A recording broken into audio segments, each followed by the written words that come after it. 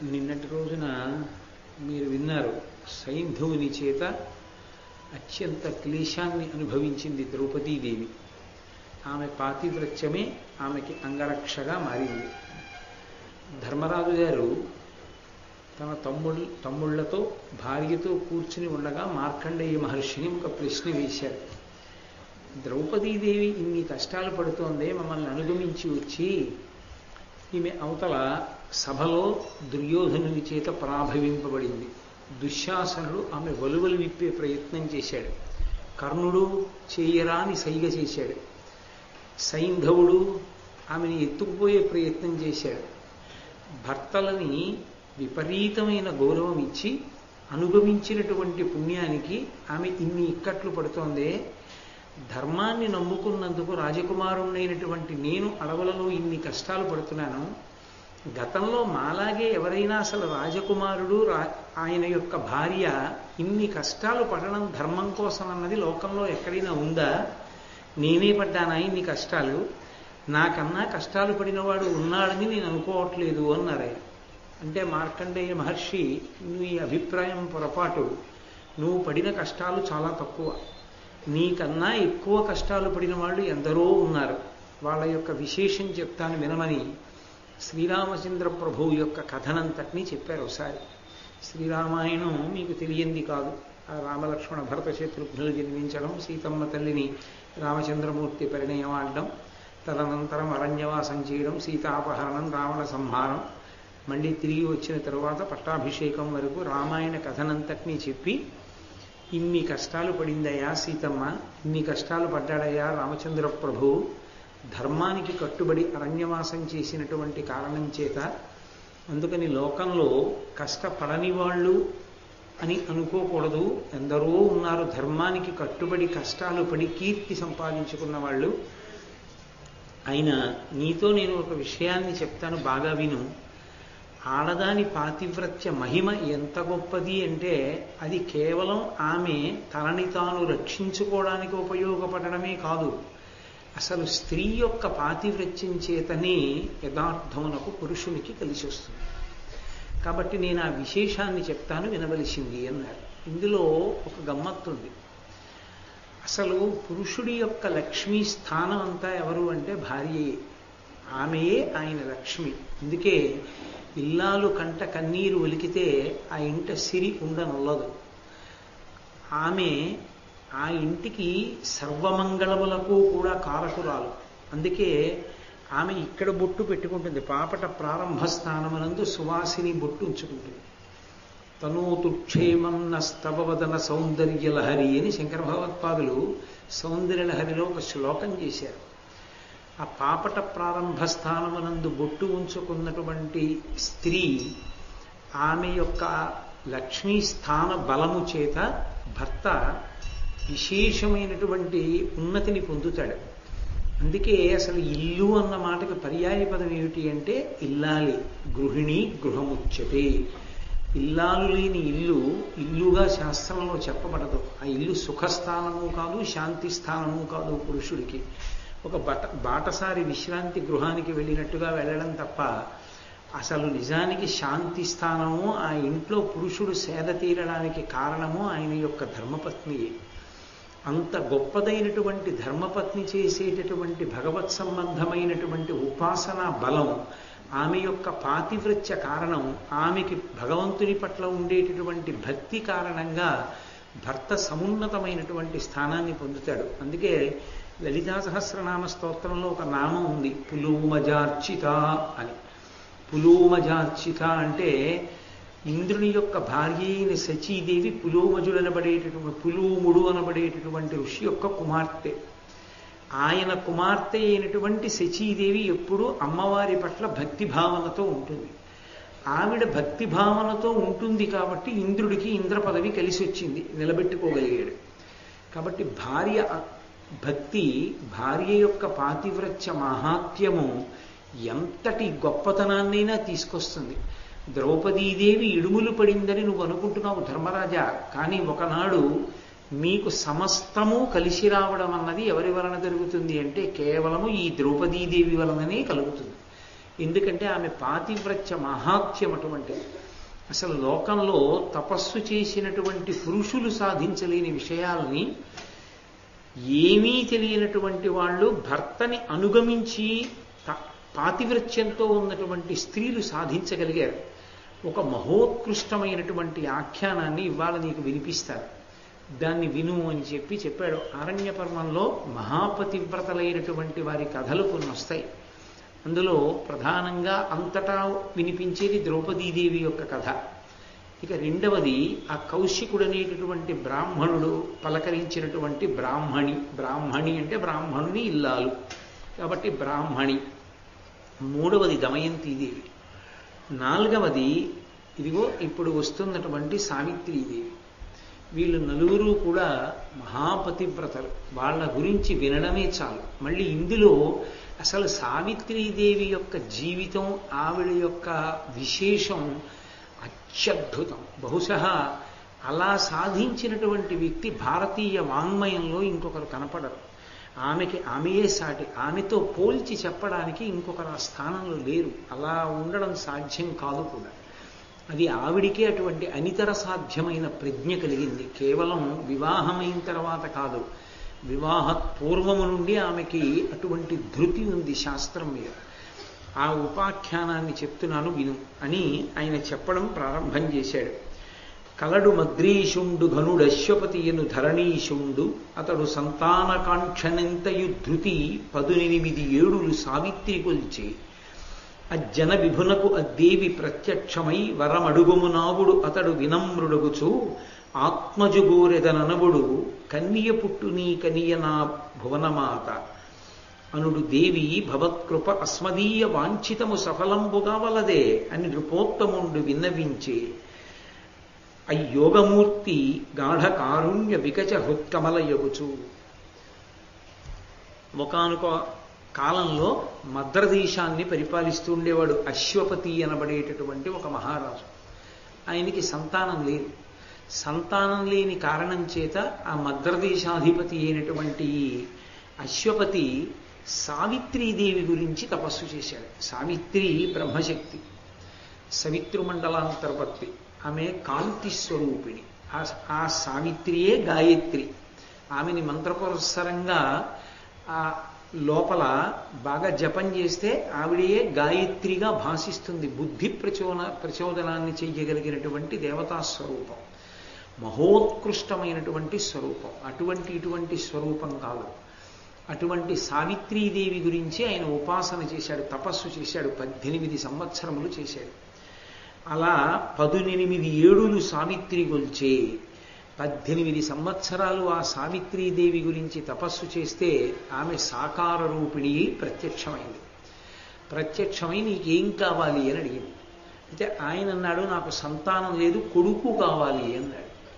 సాధారణంగా లోకంలో కొడుకు కావాలి అని అడుగుతారు. కొడుకు కావాలి అని అడగడానికి కారణం ఏంటంటే వంశం నిలబడుతుంది. ఆ పూజామందిరం అర్ధంతరంగా ఆగిపోకుండా గోత్రనామాలతో పూజ చేసి నీరాజనం ఇచ్చేటటువంటి వాడు ఉంటాడు.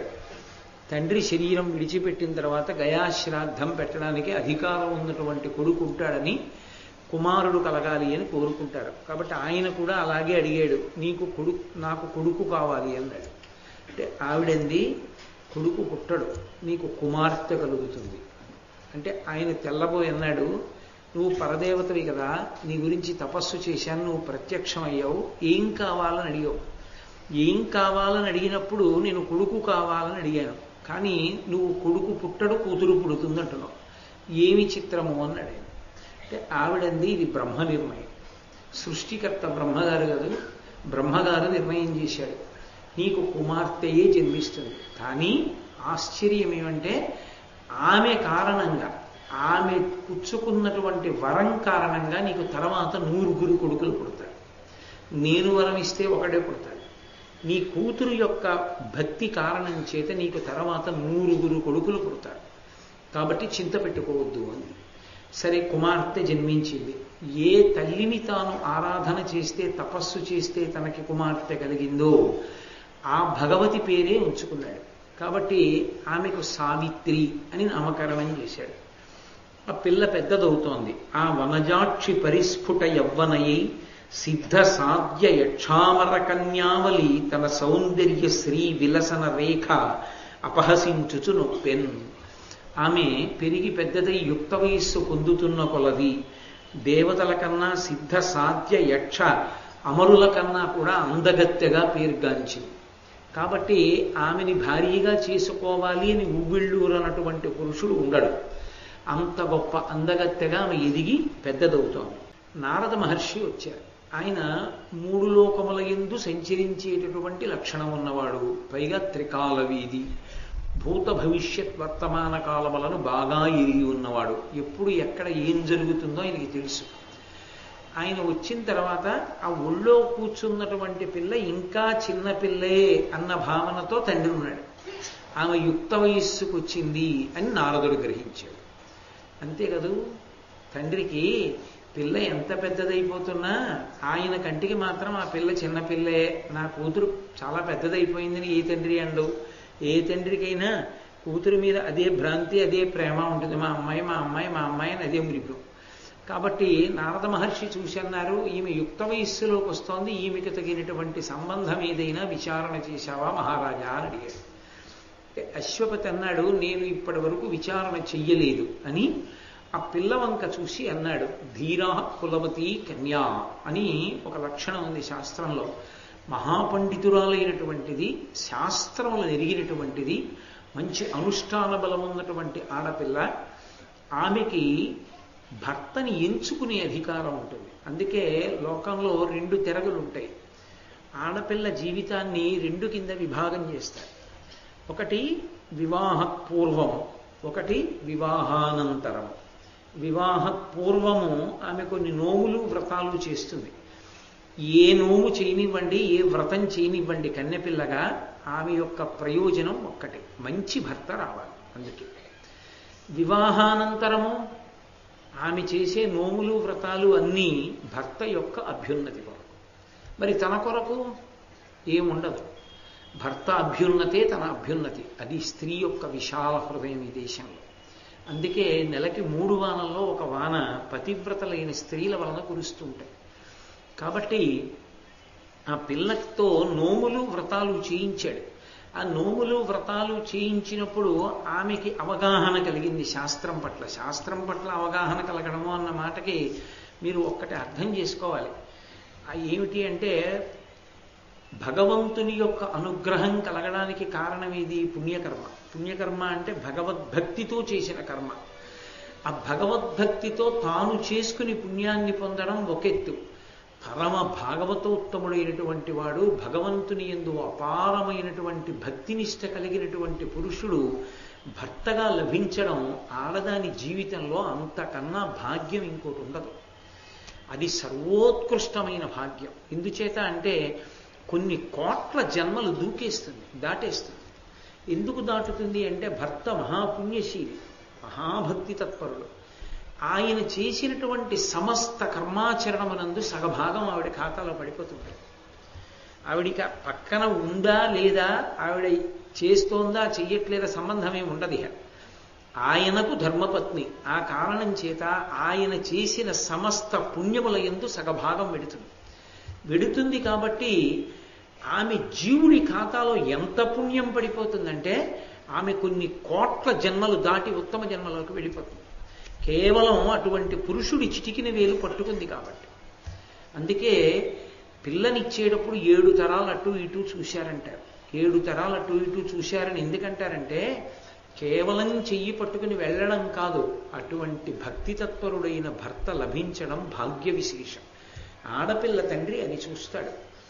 ఈమె పాడైపోయినా అతని వల్లే. కేవలం లౌకికుడు అనుకోండి, ఆయన ఏమీ చేయడు. ఆమెకు అధికారం ఉందా? చేయకూడదు. ఆమె భగవంతుడికి నమస్కారం చేసుకుంటుంది. పాపం అంతకన్నా ఏం చేయగలదు ఆవిడ మాత్రం. కానీ అసలు నిజానికి సంకల్పం, ఇంటికి రక్షణ కల్పించగలిగిన వాడెవరు? పురుషుడు, యజమాని. అతను చెయ్యాలి. ధర్మపత్ని సమేతస్య సకుటుంబస్య సపుత్రకస్య సపరివారస్య అంటూ సంకల్పం చెప్పవలసిన వాడు ఆయన. ఆయన చెయ్యట్లేదనుకోండి, ఇప్పుడు ఆమె ఏం చేస్తుంది? ఆమె ఏదో కొంత చేసుకుంటుంది. కానీ ఆమె నింద చెయ్యొచ్చా భర్తని? నింద చేయకూడదు, అది దోషం అవుతుంది. ఇప్పుడు నింద చెయ్యకూడదు, ఆమె ఏం చేసుకుంటుందో అది మిగులుతూ ఉంటుంది. అదే ఉత్తముడైన వాడు, భగవద్భక్తి తత్పరుడైనటువంటి వాడు భర్తగా వచ్చాడు అనుకోండి, ఆమె ఏం చేసింది అన్నదాంతో సంబంధం లేదు. ఆమె చేసిందా చేయలేదా పక్కన పెట్టేయండి, చేస్తే అదృష్టం, చేయకపోయినా ఆయన వలన ఈమె దాటేస్తుంది. ఈమె ఎంత దాటుతుందంటే కొన్ని కోట్ల జన్మలు ఎత్తవలసినటువంటి జీవుడు దాటి ఉత్తమమైనటువంటి జన్మలోకి పరమేశ్వరుడికి దగ్గరగా వెళ్ళిపోతాడు. అది చాలా చాలా అదృష్టం. అందుకే భక్తి తత్పరుడైనటువంటి భర్త లభించడం అంటే అదొక గొప్ప అదృష్ట విశేషంగా చెప్తారు. అందుకు వెతుకుతాడు ఆడపిల్ల తండ్రి, అది చూడాలి. అలా భక్తితో నిలబడగలడా? జీవితం ఏముందండి, నేను తక్కువ అని చెప్పను, బాహ్యమునందు భోగాలు తక్కువని నేను మాట్లాడను. గృహస్థాశ్రమంలో అవి ఉంటాయి. భక్తి ఉన్న చోట ఎందుకుండవు? భగవంతుడు అన్నీ ఉంచుతాడు. భక్తి లేని చోట ఉన్నవి జారిపోతాయేమో కానీ భక్తి ఉన్న చోట కూడనివి కూడా కూడుతాయి. కాబట్టి అన్ని భోగాలు అనుభవిస్తుంది ఇహమునందు. పరమునందు గొప్ప వైభవంతో వెళ్ళిపోతుంది. కాబట్టి అటువంటి స్థితిని పొందడానికి యోగ్యుడైనటువంటి భర్తని పొందడం వల్ల వచ్చేటటువంటి ప్రయోజనాన్ని శాస్త్రీయమైన కోణంలో తెలుసుకున్నటువంటి పిల్లని ధీరాహ అంటారు. ఆమె పండితురాలు. ఆమె తెలుసుకుంది, నాకు ఎటువంటి వాడు భర్త అయితే నా జీవితం పండుతుంది అని. కులవతి. కులవతి అంటే ఆమె హేయమైన భావములున్నది కాదు, కేవలము శరీర సంబంధమైన కామము మాత్రమే మనసులో పెట్టుకునేటటువంటిది కాదు. ఆమె ఉత్తమమైనటువంటి లక్షణములు మనసునందు సంస్కారముగా పరిఢవిల్లినది. కన్య. కన్య అంటే ఒకరికి చెందని. ఈమె నాది అని అనకపూర్వం ఉన్న పిల్ల. మా ఆవిడ ఉందనుకోండి, నా భార్య అంటాను నేను. అలా నా అనడు. తండ్రి అంటాడు కదండి అని మీరు అనొచ్చు. తండ్రి అంటున్నా ఆడపిల్ల విషయంలో ఒక పరిమితి ఉంచుకుంటాడు. ఆమెని పుడుతూనే ఆడపిల్ల అని పిలిచాడు. ఆడపిల్ల, అక్కడికి వెళ్ళిపోయే పిల్ల, ఇక్కడ ఉండదు. మరి ఇక్కడికి ఎందుకు వచ్చింది? నన్ను ఉద్ధరించడానికి వచ్చింది. ఈమె వలన నేను కూడా తరిస్తాను. ఈమె యొక్క పాతివ్రత్యానికి, ఈమె పుణ్యాచరణముల వల్ల పుట్టింటి వాళ్ళు కూడా తరిస్తారు. సీతమ్మ తల్లి వల్ల జనక మహారాజు గారికి అదృష్టం పుట్టల. అలా ఈమెని కన్నందుకు నేను తరిస్తాను అని ఆడపిల్ల అని పిలుస్తాడు. ఆడపిల్ల విషయంలో తండ్రిది పరిమితి, కొన్నాళ్లే తనది, జీవితాంతము తన కూతురుగా ఉంటుంది. చతుర్థి విభక్తి వెయ్యడు కాబట్టి. కానీ ప్రధానం ధరింపచేసేవాడు భర్త ఒక్కడే. అందుకే భర్త ఇచ్చేది అమితము అంది ద్రౌపదీదేవి. ఆయన ఇచ్చింది ఇవ్వడం ఎవరికి సాధ్యం కాదు. ఇంకా ఆయన ఒక్కడే అలా ఇవ్వగలరు. అటువంటి భర్త వైభవాన్ని తెలుసుకుని ఉన్న పిల్లని కన్యా అని పిలుస్తారు. ఆయనకి చెందాలి, అటువంటి వాడికి చెందాలన్న భావనతో ఉంటుంది పాండిత్యము చేత. కాబట్టి ధీరా, కులవతి, కన్యా, అటువంటి లక్షణం ఉన్న ఆడపిల్ల అటువంటి వ్యక్తిని కోరుకుంటూ ఉంటుంది. దానికి పరిణితి ఉండాలి. అందరూ అలానే నేను ధీరవతిని నేను ఎంచుకోకూడదు. ఆ శాస్త్రీయమైన కోణం తెలిస్తేనే, లేకపోతే అది తండ్రి గారి అధికారం, తండ్రి గారు ఇచ్చి పెడతారు. కాబట్టి ఇప్పుడు ఈ సత్యవతీదేవి పూర్వం సత్యవంతుడు అనబడేటటువంటి ఒక రాజకుమారుని యొక్క గుణగణములను విన్నది. ఎవరి వలన విన్నది? తండ్రి గారి ఇంటికి వచ్చేటటువంటి పండితుల వలన, ఊరిలో ఉండేటటువంటి బుధజనుల వలన ఆమె వింది. చాలా మంచి పిల్లవాడు, చాలా శాస్త్రం ఎరిగినవాడు, చాలా మంచివాడిని వింటుండేది. ఆయనని భర్తగా పొందాలి అని మనసులో అనుకుంది. కానీ విధి వైపరీత్యం జరిగింది. జరిగి కొన్ని కారణములు నారద మహర్షి చెప్తారు. ఆయన అడవికి వెళ్ళిపోవలసి వచ్చింది. ఆమె మనసు మార్చుకోలేదు. అంటే ఆమె దృష్టిలో ఇక్కడ కష్టం వచ్చినా దాన్ని నేను తీసేయగలను, భర్త కష్టాన్ని. మీరు బాగా పట్టుకోవాలి సావిత్రి ఉపాఖ్యానాన్ని. ఇది ఎప్పుడు పెళ్ళయ్యాక కాదు, కన్యకామణిగా ఉండగా ఆమె ధృతి. అతను దరిద్రంలో ఉన్నా నేను ఆయన ఇంటికి వెడితే ఆయన దరిద్రం నుంచి బయటికి తీసి అఖండ ఐశ్వర్యవంతుణ్ణి చేస్తాను. నువ్వెలా చేయగలవు? నేను ఆయన లక్ష్మిని అయినప్పుడు ఆయన ఎందుకు దరిద్రుడవుతాడో? నేను లక్ష్మిని, నాకు శాస్త్రం తెలుసు. నేను అటువంటి పాతివ్రత్యంతో ఆయన్ని పైకెత్తుతాను, సదాచారంతో. ఇది ఆమెకున్న ధృతి. చాలా తక్కువ మంది యందు అంతటి పరిణితి కన్యకామణిగా ఉండగా ఉంటుంది. కాబట్టి ఆమె అంది, నాన్నగారు నేను బుధజనుల వలన విన్నాను, సత్యవంతుణ్ణి చేసుకోవాలని నాకు మనసులో ఉన్నది. నేను ఆయనని భర్తగా మనసులో భావన చేసి ఉన్నాను అని. అంటే ఆయన అన్నాడు, నారద మహర్షి వంక తిరిగి, ఎవరా సత్యవంతుడు మీకు తెలుసా అని అడిగాడు. అడిగితే నారద మహర్షి చెప్పారు, నాకు తెలుసు, సత్యంబు వలుకుట సత్యవంతుండనన తడుప్పు మరియు చిత్రాశ్యుడనగ నామాంతరంబు అన్నరనాథ సుతునకు కలదు.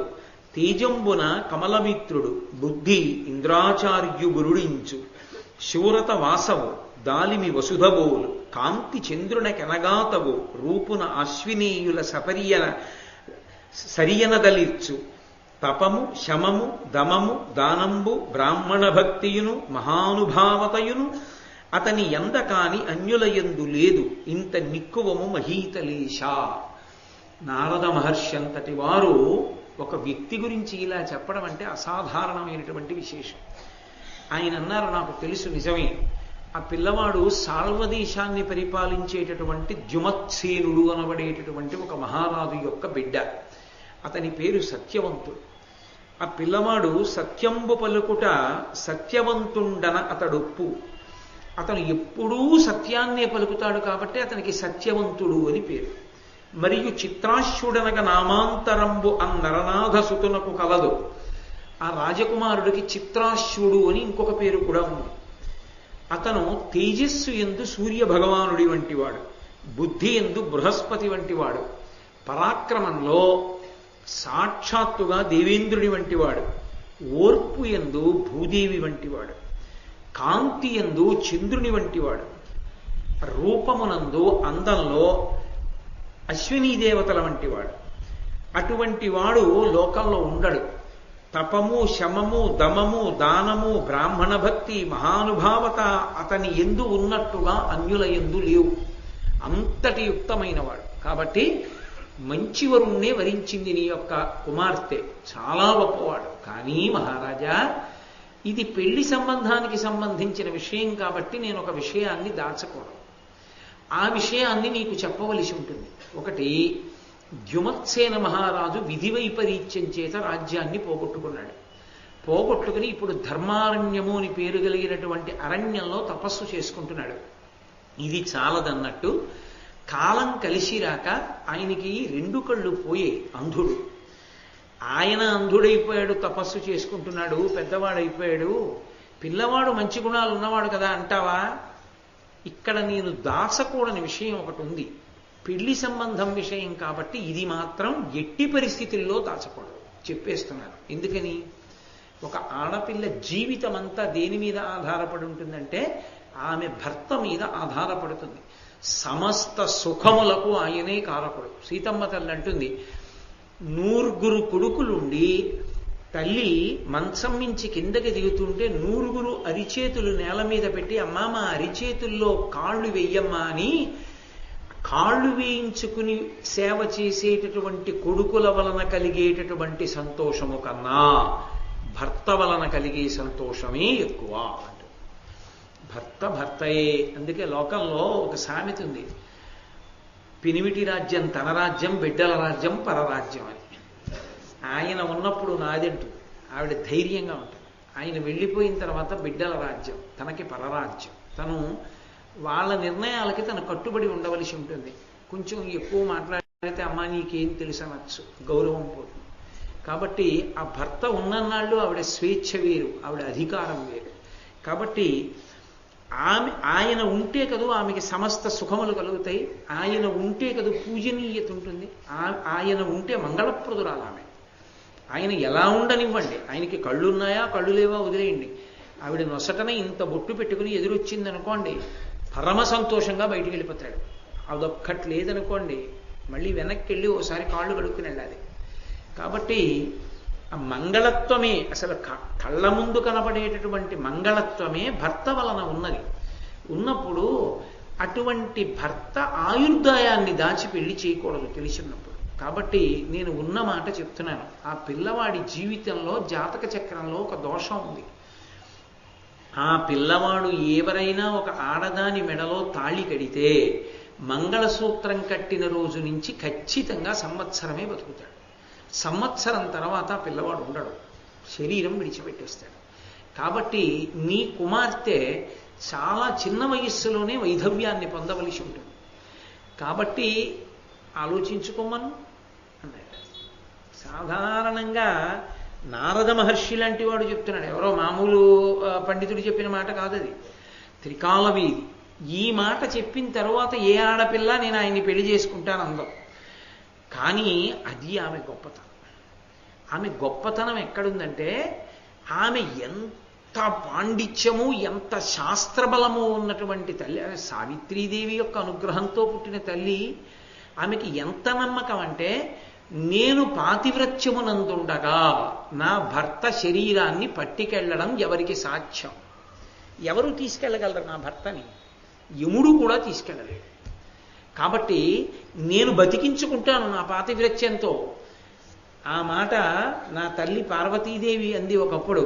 నా మెడలో మంగళసూత్రం ఉండగా విషం తాగితే నీకేమవుతుందయా తాగేయండి. మింగిడివాడు విభుండని మింగిడిదియు గరళమని యు మేలని ప్రజకును మృంగమని సర్వమంగళ మంగళసూత్రమునెంత మది నమ్మినదో అంటారు పోతన గారు. ఆ సర్వమంగళాదేవి తన మెడలో ఉన్న మంగళసూత్రాన్ని ఎంత నమ్మిందో. ఇది నా మెడలో ఉండగా శంకరా హలాహలం పుచ్చుకుంటే మీకేమవుతుంది, పుచ్చుకోండి అది. అలా నేను ఆయన ఇల్లాలినై ఉండగా నా పాతివ్రత్యం ఉండగా ఆయన ఉసురు తీసేవాడెవరు? ఏమీ అవదని ఆమె ఏదో అతిశయం కాదు, ఆమె అనుష్ఠానం అటువంటి. అది కూడా పిల్లవాడి కన్నా చిన్నది కదండి, బేల కాదు. ఈ మాట వెళ్ళి ఎవరి దగ్గర చెప్పకూడదు. ఎందుకంటే తండ్రికి తెలుసు, తల్లికి తెలుసు. అత్తమామలకి చెప్పకూడదు, వాళ్ళు కుంగిపోతారు. తన భర్తకు అసలు చెప్పకూడదు, బెంగటిల్లిపోతాడు. చెప్పకుండానే ఉండడానికి నిశ్చయించుకుంది, బతికించుకుంటానని ధైర్యంతో. ఆశ్చర్యం. లోకంలో అసలు అటువంటి స్త్రీని మనం ఎక్కడా చూడం. నాకు తెలిసినంత వరకు భారతీయ వాంగ్మయంలో సావిత్రీదేవి లాంటి మహాపతివ్రతని ఇంకొక దాన్ని చూడం. ఇటువంటి కన్యకామణిని కూడా ఎక్కడ చూడం, ఇంత శాస్త్రబలం ఉన్నటువంటి పిల్లని. కాబట్టి ఆమె అంది, అది నిజమే ఉండొచ్చు. అయినా నాన్నగారండి, 2 కారణముల చేత నేను ఆయననే పతిగా స్వీకరిస్తాను. ఎందువలన అంటారేమో. ఒకటి, నా మనసులో ఆయనకి భర్తృస్థానం ఇచ్చాను, భర్తృస్థానంలో కూర్చోబెట్టాను. ఒకసారి నేను మానసికంగా ఆయనకి భర్తృస్థానంలో కూర్చోబెట్టాక, ఇప్పుడు ఏదో కారణం తెలిసిందని ఆ స్థానాన్ని ఖాళీ చేసి వేరొక పురుషుణ్ణి తీసుకొచ్చి కూర్చోపెడితే నా జీవితం ఉన్నంత కాలము నేను వ్యభిచరించిన దోషం వస్తుంది. కాబట్టి నేను అలా దిగజాలను. ఒకటి. 2, ఆయనకి ఏదో ఉపద్రవం ఉందని మీరు అనుకుంటున్నారు, నా పాతివ్రత్యము చేత నేను రక్షించుకుంటాను. త్రికరణ శుద్ధిగా ఆయనని భర్తృస్థానంలో కూర్చోపెట్టిన తర్వాత ఇక వెనకడుగు వేసే ప్రశ్న లేదు. నేను ఆయన్నే భర్తగా స్వీకరిస్తాను. తండ్రి సంతోషించాడు. నారద మహర్షి ఒక మాట అన్నారు. ఆయన అన్నారు, గుణముల ప్రోక నీ ఎనుగు కూతురు, దీని తలంపు మంపగా మనకు అశక్యము. ఇంక అనుమానములేల నరేంద్ర, కూతు జయ్యన నృపసూతికిమ్ము. కమలానన చేసిన పుణ్య గౌరవంబున అయినం ప్రియుండు పరిపూర్ణ చిరాయురు పేతుడయ్యడు. ఈ పిల్ల మనసు మార్చుకోదు. ఏదో ఈ పిల్ల పెంకితనంగా పెళ్లి చేసుకుంటోంది అనుకుంటున్నావేమో మహారాజా. కాదు, ఈమె భవిష్యత్తులో ఈమె యొక్క పాతివ్రత్య కారణం చేత భర్తని చిరాయుర్దాయం ఉండేటటువంటి వాడిగా చేసుకుంటుంది తప్ప అతన్ని పడిపోనివ్వదు. ఏడాది తర్వాత ఆమె శక్తి అటువంటిది. ఆమె శక్తి కాదు. మీరొక్కటి గుర్తుపెట్టుకోవాలి, ఇది సనాతన ధర్మంలో భారతీయ స్త్రీ ప్రతి స్త్రీకి ఉన్నటువంటి గొప్పతనం. నా దృష్టిలో ఈ సభలో ఉన్న ప్రతి సువాసిని యందు నేను సావిత్రీదేవినే చూస్తాను. అందరూ పతివ్రతలే. ఎవరు భర్త యందు ప్రేమ లేనివారు? అది ఈ దేశానికి ఉన్న సొత్తు ఇది.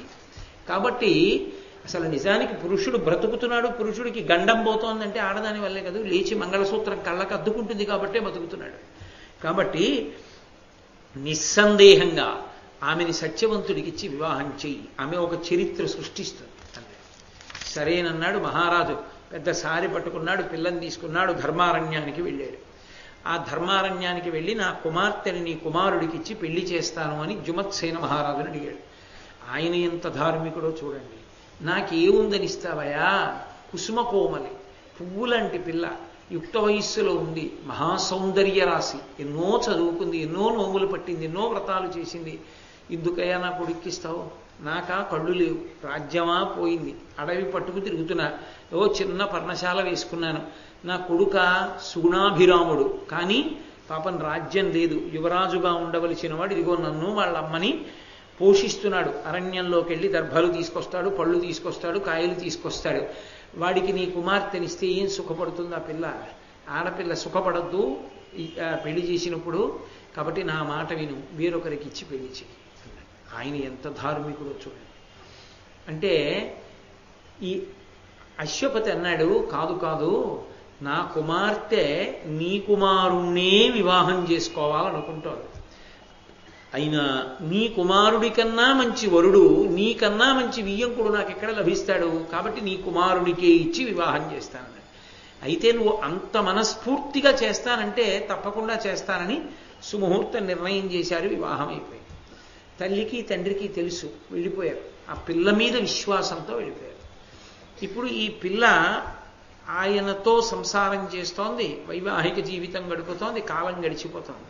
ఒక్కొక్క రోజు దొర్లిపోతోంది.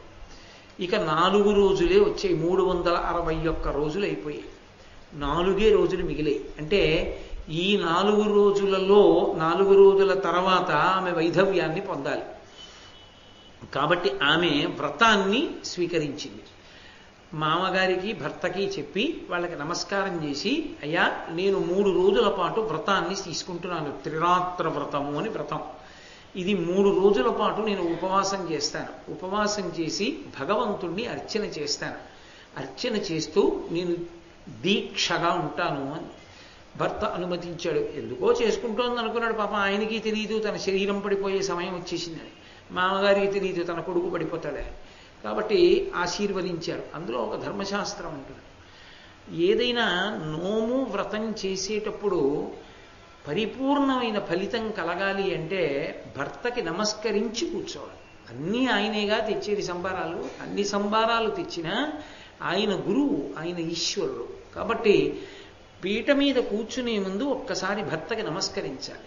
నమస్కరించి, ఏమండి నేను ఈ వ్రతం చేసుకుంటున్నాను, మీరు అనుమతించండి అని పీటల మీద కూర్చోవాలి. శ్రావణ శుక్రవారం వరలక్ష్మీ వ్రతం చేస్తున్నారనుకోండి, వరలక్ష్మీ వ్రతం చేసుకుంటోంది భార్య అని భర్తకి తెలుసు, ఆయనే రూపు అన్నీ తీసుకొచ్చినవాడు. కానీ మర్యాద ఏమిటంటే ఆయనకి నమస్కరించి కూర్చోవాలి. అలా కూర్చుంటే ఏమవుతుంది అంటే ఆ వ్రతం పరిపూర్ణం అవుతుంది. ఎందుచేత అంటే గురువు యొక్క అనుగ్రహం చేత. ఎవరు గురువు? భర్తయే. యోమే భర్త సమే గురువు. ఆ భర్త గురువైనటువంటి కారణం చేత వెంటనే ఆ వ్రతం సిద్ధిస్తుంది, పరిపూర్ణమవుతుంది. కాబట్టి ఆ భర్తకి నమస్కారం చేసి కూర్చోవడం అనేటటువంటిది ఉండవలసినటువంటి లక్షణం. కాబట్టి ఆ తల్లి అలా భర్తగారి అనుమతి తీసుకుంది, మామగారి అనుమతి తీసుకుంది, త్రిరాత్ర వ్రతం చేసింది. చేస్తే 3 రాత్రులు అయిపోయి 4వ రోజు వచ్చేసింది. వచ్చేస్తే మామగారు పరమ ప్రేమైకమూర్తి. మామగారంటే అలాగే ఉండాలి అని శాస్త్రం.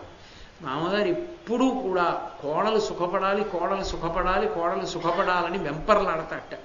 తండ్రి కూడా అంత వెంపర్లాడడు అని. మామగారు అంత వెంపర్లాడతాడని. ఎందుకు అంటే ఒక్క కారణానికి అంత వెంపర్లాడతాట. ఎక్కడో పుట్టిన పిల్ల నా కొడుకుని నమ్ముకుని వచ్చేసింది మా ఇంటికి. ఇంటి పేరు వదిలేసింది, గోత్రం వదిలేసింది, వంశం వదిలేసింది. మృత్యు సదృశమైనటువంటి ఖేదాన్ని పొంది నా వంశాన్ని పెంచింది, నాకు మనవల్ని ఇచ్చింది, నన్ను తాతని చేసింది, నా వంశం నిలబడింది. కాబట్టి ఆ పిల్ల సుఖపడాలి అని ఎంత తాపత్రయపడుతుంటాడోట మనసులో. బహుశా మా అమ్మగారు అయిన తర్వాత తెలుస్తూ ఉంటుందేమో పురుషుడు కలా. కాబట్టి అలా తాపత్రయపడే మామగారు శరీరాన్ని విడిచిపెట్టేస్తే ఆడది గొప్ప దురదృష్టాన్ని పొందినట్టు. ఆడదాని జీవితంలో ఏడవవలసిన రోజు ఏమైనా ఉందా అంటే ఒక్కరోజు ఉంది అంది శాస్త్రం. ఇంకొకటి అమంగళకరమైన మాట చెప్పకూడదు. ఆడది ఇంకొక కారణానికి ఏడవాలని చెప్పకూడదు. ఒక్కదానికి మాత్రం ఏడుస్తుందని చెప్పాలి. ఎందుకంటే మామగారు పెద్దవాడు, వెళ్ళిపోవద్దు, తన భర్తేగా చెయ్యాలి, కొడుకు చేతిలో చేయబడాలి అంత్యేష్టి సంస్కారం. మామగారు వెళ్ళిపోతాడు. మామగారు వెళ్ళిపోయిన రోజున మాత్రం కోడలు ఏడుస్తుంది తప్పకుండా. ఎందుకు ఏడుస్తుంది అంటే, నాకు ఇక ఇలాంటి వ్యక్తి ఈ జన్మకి లేడిహ భూమి మీద. అంత గొప్పతనం మామగారంటే. అంత గొప్పతనం మామగారంటే అంటే ఏదో నోటి మాటగా కాదు, మామగారంటే అలా ఉండాలి. కోడలు సుఖపడడాన్ని మామగారు అంత కోరుకోవాలి ప్రయత్నపూర్వకంగా. అలా కోరుకున్నవాడెవరో, అలా ఉన్నవాడెవరో ఆయన మామగా శ్లాఘింపబడతాడు. కాబట్టి అటువంటి మామగారిది పెద్దరికం. ఆయన పిలిచి అన్నాడు, అది ధర్మశాస్త్రం అంటే. భర్త కూడా అనని మాట ఆయన అన్నాడు. ఆయన అన్నాడు, అమ్మా 3 రాత్రులు అయిపోయాయిగా, 4వ రోజు ఉదయం తెల్లవారిందిగా, అమ్మా 3 రోజులైందమ్మా అన్నం తిని, ఎంత నీరసపడ్డావో నా తల్లి, అన్నం తినేసేయి అన్నాడు. ఆవిడంది, మీరు మదీయంబగు వ్రతభారమునకు వగవలదు, పరమ శుభంబుల్ కోరి యొనరింపబూనితి, కారణమును మీకు నెరుగగానగు పిదపన్. మామయ్య గారండి, ఇవాళ 4వ రోజు ఉదయం నిజమే నేను అన్నం తినచ్చు, కానీ నేను తినను, నియమం పెట్టుకున్నాను. ఇవాళ రాత్రి తింటాను, రాత్రి వరకు అన్నం తినను. ఇది భారంగా కనపడుతుంది. అన్నం తినకుండా ఇలా ఉండడం, ఇలా ఉపవాసంలో ఉండడం, భగవంతుని యందు మనసు పెట్టుకోవడం. కానీ మామయ్య గారండి, నేను ఇలా ఎందుకున్నానో, ఏ శుభాన్ని కోరుకుని ఇలా చేస్తున్నానో మీరు తర్వాత తెలుసుకుంటారు. కాబట్టి ఇంక ఇప్పుడు నన్నేం అడక్కండి మామయ్య గారండి, రాత్రి చేస్తాను. ఏమో పిచ్చి పిల్ల ఏం కోరుకుంటోందో అనుకున్నాడు. తథాస్తు, శుభం భూయాత్, అలాగేనమ్మా అన్నాడు. అన్న తర్వాత ఆమె 4వ రోజు ఉదయం మామగారితో మాట్లాడింది కదూ, ఈ సత్యవంతుడు అరణ్యానికి బయలుదేరుతున్నాడు తల్లిదండ్రులకి పళ్ళును ఆ అగ్నిహోత్రానికి కావలసిన కట్టెలు తేవడానికి. ఆమెకి తెలుసు భర్త శరీరం పడిపోతుంది ఆ రోజునని. ఆమె అంది, నేను కూడా మీతో వస్తాను. ఆయన అన్నాడు, నువ్వు రావడం ఏంటి, 3 రోజుల నుంచి ఉపవాసం చేశావు, ఏదో పూజలు అన్నావు, వ్రతాలు అన్నావు, నీరసపడిపోయావు, అరణ్యం అంటే చాలా క్లేశభూయిష్టంగా ఉంటుంది, నాతో ఎలా నడుస్తావు, అందుకని వద్దన్నాడు. మామగారి దగ్గరికి వెళ్ళి చెప్పి, మామయ్య గారు నేను వెళ్ళాలనుకుంటున్నాను అరణ్యానికి, కాబట్టి మీ అబ్బాయితో కలిసి ఇవాళ నేను కూడా అరణ్యానికి వెళ్ళడానికి అనుమతించండి. భర్త కూడా చూశాడు, ఏమిటో ఎప్పుడూ అడగంది పెద్ద విశేషమా, ఇప్పటి వరకు ఈమె నోరు విప్పి అడిగిన కోరిక లేదు ఈ ఏడాదిలో, ఇదే అడగడం. కాబట్టి అత్తగారు మామగారు పోన్లేరా తీసుకెళ్ళు, ఏముంది అక్కడే తింటుందో పండు, భర్త పక్కన ఉండగా బెంగెందుకు, తీసుకెళ్ళి అన్నారు. ఆమె భర్తతో కలిసి బయలుదేరింది. ఎలాంటి పరిస్థితిలో, ఏ క్షణంలో పడిపోతాడో మనసులో ఉద్వేగం, ఏ ఇతర ఆడదైనా వలవలా ఏడుస్తుంది. ఆమె తాళింది, తట్టుకుంది, ఏమీ చెప్పలేదు భర్తకి.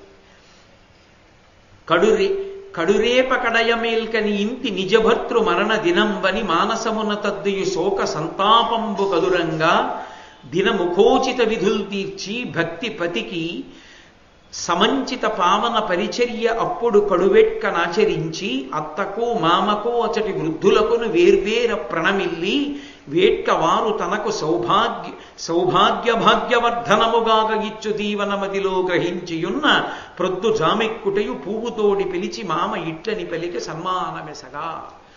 ఆమె ఆ రోజున భర్తకి కావలసిన ఉపచారాలన్నీ చేసి అత్తకి మామకి పెద్దలకి అందరికీ నమస్కరించి వాళ్ళందరి చేత దీర్ఘసుమంగళీ భవ అని ఆశీర్వచనం చేయించుకుని అడవికి వెడుతోంది. కమనీయ కమలినీ కల్లోల వీధుల గదలు రాయంచగతులు యొప్పు బహుపుష్ప పల్లవ ప్రకర చిత్రితములై తనరారు తరుల తాతతుల సొంపు మకరంద రసపాన మద విలోలంబులై క్రాలిడి ఎలదేటి గముల ఇలుపు పరిపక్వమంజుల పలరసోద్ధతములై పలుకు రాచిలుకల పటురవంబు ప్రియుడు వేర వేర ప్రీతిమై చూపుచూ చెప్పుచును జనంగా చిగురుబోడి కనుచు వినుచు నిర్వికార సల్లాపమింపార అతని తెరగు నరగిచుండే. ఆ భర్తతో కలిసి అరణ్యంలో నడిచి వెడుతూ ఉంటే ఆయన సరోవరాలు చూపించి, చూడు మంచి తరంగాలతో ఆ సరోవరం ఎలా ఉందో చూడు, ఆ తరంగాల మీద హంసలు ఎలా ఆడుకుంటూ ఈదుతున్నాయో చూడు అని సరోవరాలు చూపిస్తున్నాడు. చూడు ఆ చెట్లు, ఆ చెట్లకి అల్లుకున్నటువంటి ఆ తీగలు చూడు, ఆ తీగలకున్న చిగురుటాకుల యొక్క పల్లవత్వాన్ని చూడు, ఆ పూల గుత్తులు చూడు అంటున్నాడు. చూడు ఆ పువ్వుల నిండా ఎంత మకరందమో, తుమ్మెదలు ఝంకారం చేస్తూ ఎలా తిరుగుతున్నాయో చూడంటున్నాడు. చూడు ఆ పళ్ళు బాగా పండిపోయాయి, ముక్కుతో ఇలా చిన్న గాట వేసినంత మాత్రం చేత రసం కారిపోతుంటే ఆ రసం తాగి చిలుకలు ఎలా అరుస్తున్నాయో చూడన్నాడు. ఇవన్నీ ప్రియుడు ఆగి ఆగి వాటిని చెప్తుంటే ఆమె ఏమీ తెలియని దానిలా పైకి పడకుండా ఉద్వేగాన్ని మనసులో అణుచుకుని అన్నీ వింటూ భర్త కనిపెట్టడానికి వీలు లేకుండా వికారం ముఖంలో కనపడకుండా ఆమె నవ్వుతూ లోపల మాత్రం భగవతిని ఆరాధన చేస్తూ భర్తయ శరీరమునందు కలిగేటటువంటి మార్పుని పరిశీలిస్తోంది. అకస్మాత్తుగా ఏదో మార్పు వస్తుంది శరీరంలో, 4వ రోజు కదా అని. అతనికి ఏం తెలుసు? సంతోషంగా చెప్తున్నాడు, వెడుతున్నాడు. ఒక పెద్ద చెట్టు దగ్గరికి వెళ్ళాడు. వెళ్ళిన తరువాత ఆ చెట్టు దగ్గర గొడ్డలి తీసి, నేను ఈ ఎండిపోయిన కొమ్మ నరికి పుల్లలు చేస్తాను, ఇంట్లో అగ్నిహోత్రంలోకి పనికొస్తాయని అతను ఆ కొమ్మ నరుకుతున్నాడు. గొడ్డలి పెట్టి నరుకుతూ ఆ గొడ్డలిలోకి ఒక కొమ్మని ఇమడుస్తున్నాడు. ఇక నరకాలి. అకస్మాత్తుగా వడలు వశంబు కాదు భ్రమనొందిన ఎట్లు మనంబు తూలిడిన్ కడగి శిరంబు శూల విశిఖ ప్రకరంబున ఉంచిన దట్టి దయ్యడు నిలువంగ ఓప ఒక ఇంచుకసేపు శ్రమంబు తీర ఈయడ చెయ్యనింతూ నావుడు సితేక్షణ మెత్తని సంభ్రమంబుతో. అకస్మాత్తుగా గొడ్డలి పెట్టి కొడుతున్నవాడు అన్నాడు, అసలు నాకు ఒళ్ళు ఏమిటో స్వాధీనంలో లేదు, నా ఒళ్ళు అవయవాలన్నీ పట్టు తప్పిపోయాయి, ఏమిటో భ్రమని పొంది మనసు ఆలోచన అంతా పోయింది. ఒక్కసారి పోయి ఏమిటో ఉద్వేగాన్ని పొందుతోంది. తూలిపోతున్నాడు శరీరం. తలని ఒక్కసారి శూలాలు పెట్టి అనేక బాణాలు పెట్టి అన్ని వైపుల నుంచి పొడి చేస్తే ఎంత బాధ వస్తుందో అంత బాధ వస్తోంది. అసలు నేను నిలబడలేకపోతున్నాను. నాకు ఎందుకు వచ్చింది ఇంత శ్రమ? అకస్మాత్తుగా ఒక్క క్షణం పడుకుంటాను అని ఆ గొడ్డలి పడేసి అతను గబగబా నేల మీద పడుకుంటున్నాడు. భర్త తల భూమికి తగులుతుందని ఆమె వెంటనే క్రింద కూర్చుని తన తొడ మీద భర్త యొక్క తల ఉంచుకుని ఆయన్ని సేద తీరుస్తోంది. ఆమెకి తెలుసు ఆయన మృత్యువాత పడుతున్నాడు అని. ఆయన అలా పడిపోయి వడలు తెలివి తప్పిపోతున్నాడు. ఆ తెలివి తప్పిపోతున్న సమయంలో కనియన్ కోమలి నీల మేఘ విలసత్కాలాంజనాకారు ఘోర నిశాతోత్కట దంష్ట్రు ఉజ్వల చలద్రక్తాక్షు ప్రత్యగ్ర కాంచన వర్ణాంబరు అంత్యకాల దహన జ్వాలా ప్రచండున్ జగజ్జన సంత్రాసను ఒక్క దివ్యు పటు పాశ ప్రౌఢ హస్తోద్భతున్. ఆమెకి తన భర్త పడుకున్న చోటు పక్కన ఒక వ్యక్తి కనపడ్డాడు. కంటికి పెట్టుకునేటటువంటి కాటుక ఒక వ్యక్తిగా మారితే నల్లగా ఎలా ఉంటుందో అటువంటి నల్లటి ఆకృతితో ఉన్నాడు. దంస్ట్రలు కోరలు బయటికి వచ్చి ఉన్నాయి నోట్లోంచి. ఎర్రటి కళ్ళు గుడ్లు తిప్పుతున్నాడు. ఆయన బంగారు వర్ణంలో ఉన్నటువంటి బట్ట కట్టుకున్నాడు. ఈ లోకములు ప్రళయముల యందు కలిసిపోయేటప్పుడు అగ్నిహోత్రం ఎలా మండుతుందో అటువంటి తేజస్సుతో ఉన్నాడు. అతను ఈ లోకంలో ఉండే సమస్త ప్రాణుల యొక్క ఆయుర్దాయం తీరిపోయిన తరువాత వాళ్ళ ఉసురు తీసేటటువంటి వాడు. ఒక్క దివ్యు మహానుభావుడైనటువంటి వాణ్ణి చేతిలో పాశం పట్టుకుని చిత్రంగా తిప్పుతున్న వాణ్ణి చూసింది. ఆయన ఆ పాశాన్ని తిప్పి అకస్మాత్తుగా ఆ సత్యవంతుడి మీద వేశాడు. కాలుండు జువ్వయే కమలాక్షినను నీవు మహిత పాతివ్రత్య మహిమ చేసి కానంగజాలితి కానరాధన్యులకిది నీదు భర్తకు ఇప్పుడు కాలమగుటయు వీడు మహాపుణ్యనిధిగాన ఇతరుల బనుపక ఏని వీని గ్రచ్చర కొనిపోవగా చనుదించి తినని ఉగ్రభంగి అయ్యంతకొండు ధరణినాథ తనువున ప్రాదేశ పరిమితాత్ముడగుచు ప్రజ్వరిల్లు జీవు వెడల దిగిచి చెచ్చెర అతి దీర్ఘ భయత పాశ నికర బద్ధు చేసి. ఆయన వెంటనే అక్కడ నిలబడి ఆ పాశాన్ని తీసి సత్యవంతుడి మీదకి వేస్తుంటే ఈమె చూసింది. కనపడతాడా ఎవరికైనా? కొన్ని కోట్ల మంది వెళ్ళిపోతున్నారు, ఎవరికి కనపడ్డారు? సత్యవతీదేవి, ఆ సావిత్రీదేవికి కనపడ్డాడు. ఆమె చూసింది. కనియన్ అని ప్రారంభమైంది, అందుకే పద్యం. ఆమె చూసింది అటువంటి వాడిని. ఆయన అన్నాడు, నన్నెవ్వరూ చూడలేరు, అది సాధ్యం కాదు. నేను ఎంతమంది మధ్యలోకి వచ్చి ఎవరిని తీసుకెడుతున్నా చుట్టూ ఉన్న వాళ్ళకి కనపడను. అటువంటిది నువ్వు నన్ను చూశావు, నేను నీకు కనపడలేదు, నువ్వే నన్ను చూశావు. ఎక్కడిదో శక్తి, ఈ శక్తి నీకు తెలుసా? నీ పాతివ్రత్య శక్తి. నీకు నేను కనపడ్డాను, అన్యులు నన్ను చూడలేరు. ఇతను మహాపుణ్యాత్ముడు, అందుకని నా భటులు వచ్చి ఇతని ఉసురు తీయడం ఏమిటని నేనే స్వయంగా వచ్చాను. యమధర్మరాజు ఆయనకి కాలం అయిపోయిందమ్మా, ఆయన ప్రాణం తీసుకుంటున్నానని చెప్పి ఆ పాశంలోకి ఆకర్షించాడు. లోపల ఉన్న జీవుడు దానికి తగులుకుని పైకి లేచాట. లోపలి జీవుడు ఎంత ఉన్నాడని చెప్పారంటే వైదిక మర్యాద, అది వేదంలో యథార్థం అన్నమాట. లోపల నేను నేను అని పిలిచేటటువంటి జీవుడు ఇలా చూపుడు వేలు పెట్టి ఇలా బొటన వేలు పెడితే ఈ బొటన వేలు ఈ రెండు గీతల్లో ఈ కింద గీతం తగులుతుంది. ఈ కింద గీతం తగిలితే ఈ పైన వేలు ఎంత ఉంటుందో లోపల ఉన్న జీవుడు అంత ఉంటాడు. నేను నేనన్నవాడు, నేను నేననిపించుకునే ఆ జీవుడికి పాశం వేశాడు, వేసి తీసేశాడు. తీసేసి బయటికి వచ్చి గిలగిల కొట్టుకుంటున్నాడు. అందులో ఉండాలని ఉంటుంది కదా మరి, అందుకని దాన్ని పాశాలతో కట్టేశాడు. తన పాశంతో కట్టి చేత్తో పట్టుకున్నాడు. పట్టుకుని అడుగులు వేసి వెళ్ళిపోతాడు. పోతూ అన్నాడు, అమ్మా ఎవరికి కనపడదు, ఇది ఒక్క నీకు మాత్రమే కనపడింది. నేను నీకు కనపడలేదు సుమా, నువ్వే నన్ను చూశావు. ఎందుకు చూడగలిగావనుకుంటున్నావేమో. మహిత పాతివ్రత్య మహిమ చేసి కానంగా జాలితివి కానరాదన్యులకు, ఇతరులు చూడలేరు. మహాపతివ్రతవు కనుక నీకు నేను కనపడకుండా ఉండడం సాధ్యం కాదు. నన్ను చూశావు. ఎందుచేత అంటే మీరు ఇక్కడ ఒక గొప్ప అనుష్ఠాన రహస్యాన్ని తెలుసుకోవాలి. ఒక్కొక్కరికి అనుష్ఠాన బలం ఉన్నటువంటి వారికి దేవతలు కానీ మనుష్యలోకానికి సంబంధించినటువంటి వాళ్ళు తిరుగుతుంటే వాళ్ళకి కనపడతారు, వాళ్ళు చూస్తారు. వాళ్ళు వచ్చారు వెళ్ళారు అని చెప్తారు. నేను మీతో తరచుగా ప్రస్తావన చేస్తుంటా. అంతటి శక్తిని పొందుతారు మహానుభావులు. శృంగగిరి పీఠాధిపత్యం వహించారు ఉగ్ర నరసింహభారతి అనేవారు ఆయన్ని. ఆయన పేరు నృసింహభారతి. ఆ నృసింహభారతి స్వామి వారు ఎంత గొప్ప స్థితికి వెళ్ళిపోయారంటే ఆయన మంత్రశక్తి ఎంత ఫలించిపోయిందంటే ఆయన యందు, ఆయన వడ్లు తీసుకొచ్చి పీఠం మీద వేసుకుని దాని మీద బట్ట వేసి దాని మీద కూర్చుని ఆయన కళ్ళు మూసుకున్న 2 నిమిషాలకి పట పట పట పట శబ్దాలతో వడ్లు పేలాలైపోయి పొగొచ్చేది అందులోంచి. చూసిన వాళ్ళు తెల్లపోయేవారు. మంత్రసిద్ధి పొందారు అని చెప్పడానికి గుర్తుల్లో అదొకటి. వడ్లు మీద కూర్చుంటే పేలాలు అవుతాయి. కాబట్టి అంతటి మంత్రసిద్ధి పొందిన మహానుభావుడు. ఆయనకి దేవతలు కనపడుతుండేవారు, ఇతర ప్రాణులు కనపడుతుండేవారు, ఆయన మాట్లాడుతుండేవారు కూడా.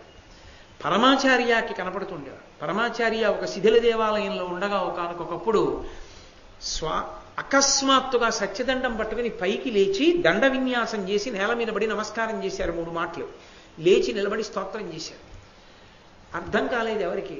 ఎవరు వచ్చారని అడిగారు. స్వామి హనుమ వచ్చి వెళ్ళారని చెప్పారు. ఆయనకి తెలుసు ఆయన చూడగలరు, మనం కూడా చూడగలం. ఎప్పుడు ఆ అనుష్ఠాన బలం ఉంటే కనపడతాడు. అనుష్ఠాన బలం పోయిందనుకోండి ఆ చూసే శక్తి పోతుంది. అప్పుడు కనపడదు. అంతేగాని నాకు ఎందుకు కనపడినట్టు నక్కకూడదు. నీకు అనుష్ఠాన బలం ఉంటే కదూ. రోగంతో ఉన్నవాడికి 104 జ్వరంతో ఉన్నవాడికి అన్నం ఎలా అరుగుతుంది? వాడికి అరిగించుకునే శక్తి ఉంటే కదూ. నువ్వు అనుష్ఠానం చెయ్యి, విశ్వాసంతో కనపడతారు. అనుష్ఠానం చేయకుండా ఉన్నారా కనపడతారా అంటే నీ మొహం ఎందుకు కనపడతారు? నీకు వాళ్ళకి అదే పని ఏమిటి? నువ్వు అనుమానంతో ఉన్నావని కనపడమే వాళ్ళకి అవసరమా ఏమి? అలా ఏం కనపడరు వాళ్ళు. కాబట్టి అది మహాత్ములకు చెల్లుతుంది అనుష్ఠాన బలం ఉన్న వాళ్ళకి. ఆమెకే అనుష్ఠాన బలం ఉంది? ఆమె పాతివ్రత్యం. ఇంత పాతివ్రత్యం ఎక్కడిది?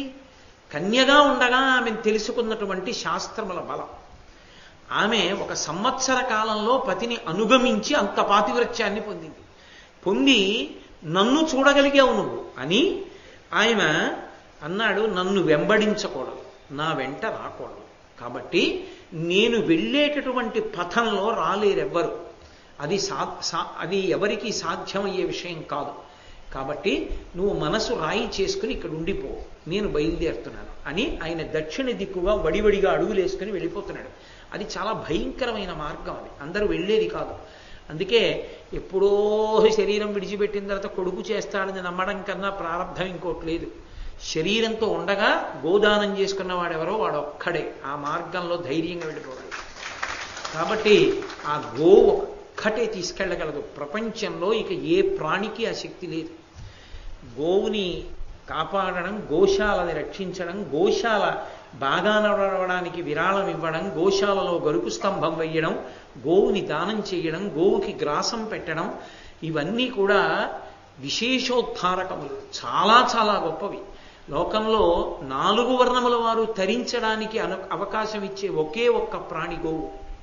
కాబట్టి ఆయన వెళ్ళిపోతుంటే ఈ సావిత్రి ఎంత ధైర్యం అండి నా తల్లికి, నిజంగా ఆమెకి ఎంత శాస్త్రం తెలుసు.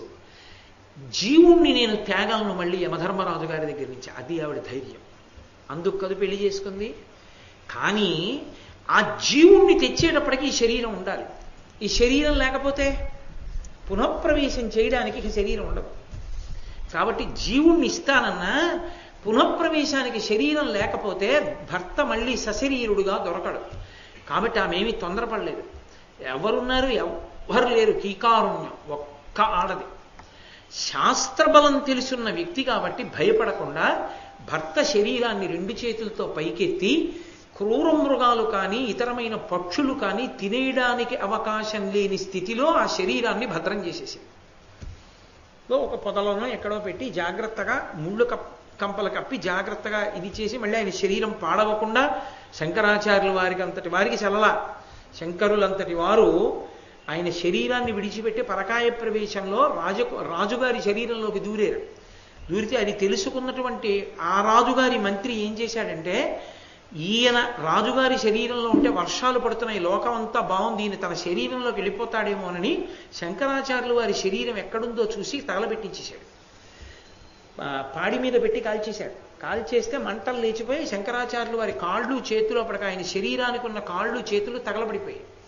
తగలబడిపోతుంటే పద్మపాచార్యులు వారు స్తోత్రం చేశారు. స్తోత్రం చేస్తే శంకరులకు అర్థమైంది. మళ్ళీ వెంటనే రాజు శరీరాన్ని విడిచిపెట్టి తన శరీరంలోకి వచ్చారు, కట్టెల మీద కాలిపోతున్న శరీరంలోకి. కానీ అప్పటికే కాళ్ళు చేతులు కాలిపోయేదానికి.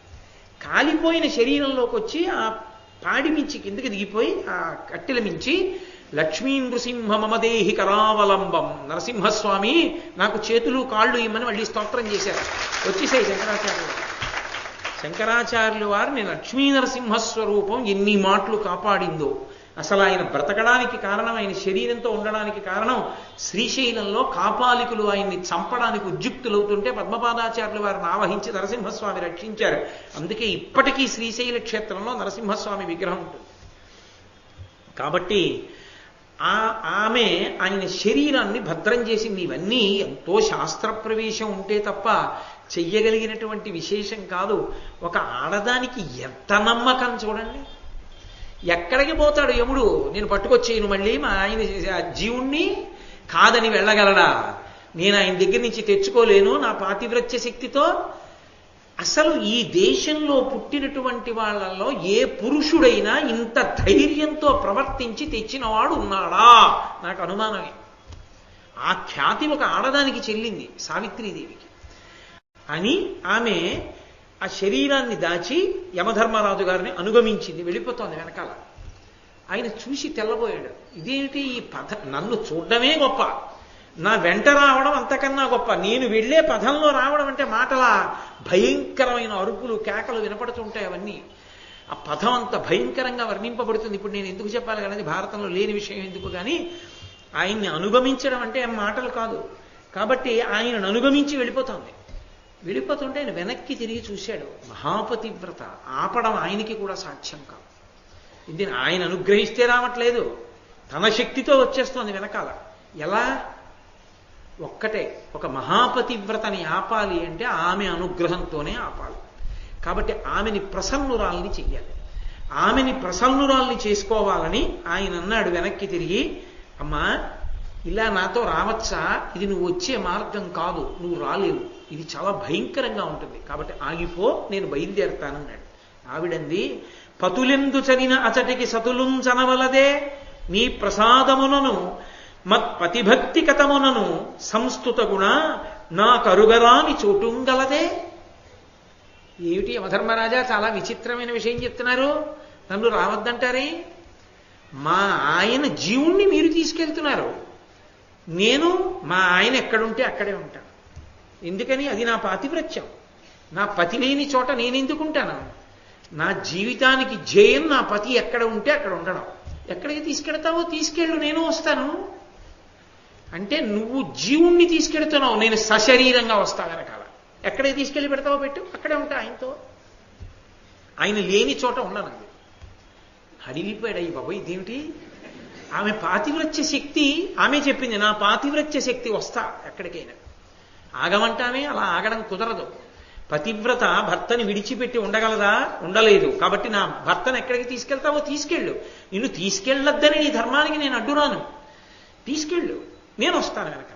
ఎక్కడికి తీసుకెళ్ళి పెడతావో అక్కడే నేను ఉంటాను. పతిని విడిచి నేను ఉండను. అయ్యో బాబోయ్ ఏమి ధర్మం అండి అసలు! ఎంత యమధర్మరాజు గారైతే మాత్రం తెల్లబోతాడు, ఆశ్చర్యపోతాడు. ఆ పాతివ్రత్య శక్తికి 2 చేతులు ఎత్తి నమస్కారం చేయాలి తప్ప ఆయన మాత్రం ఏమనగలడు? కాబట్టి అని ఆవిడంది, అసలు అన్నిటిలోకి పట్టుకోవలసింది అంటూ ఉంటే ధర్మం ఒక్కటే. ఎవరు ధర్మాన్ని పట్టుకుంటారో వాడికే సజ్జనుడని పేరు. సజ్జనుడు అని ఎవరిని పిలవాలి అంటే, ధర్మాన్ని పట్టుకున్నవాడెవరో వాడొక్కడే సజ్జనుడు. ఆ సజ్జనుడు ఎవరుంటాడో ఆయనే పెద్దవాడు అని లోకం పిలుస్తుంది ఆయన్ని. కాబట్టి నీవు సజ్జనులలో శ్రేష్ఠుడివి ధర్మరాజా. నీకు తెలియని ధర్మం లేదు. నిన్ను ధర్మరాజ శబ్దంతో పిలుస్తారు. కాబట్టి అన్ని ధర్మములు తెలిసిన్నవాడివి, అన్ని ధర్మములు పాటించేవాడివి, సర్వశ్రేష్ఠుడివి, సర్వోత్తముడివి, సజ్జనుడివి. అటువంటి నీకు నేను ధర్మం చెప్పడం ఏమిటి? నా పతి ఉన్న చోట నేను ఉండడం ధర్మం కదా పతివ్రతకే. కాబట్టి నేను అనుగమించి రావలసిందే. అందువల్లే కదా నాకు నీ దర్శనం లభించింది. ఇంకొక మాట చెప్పనా?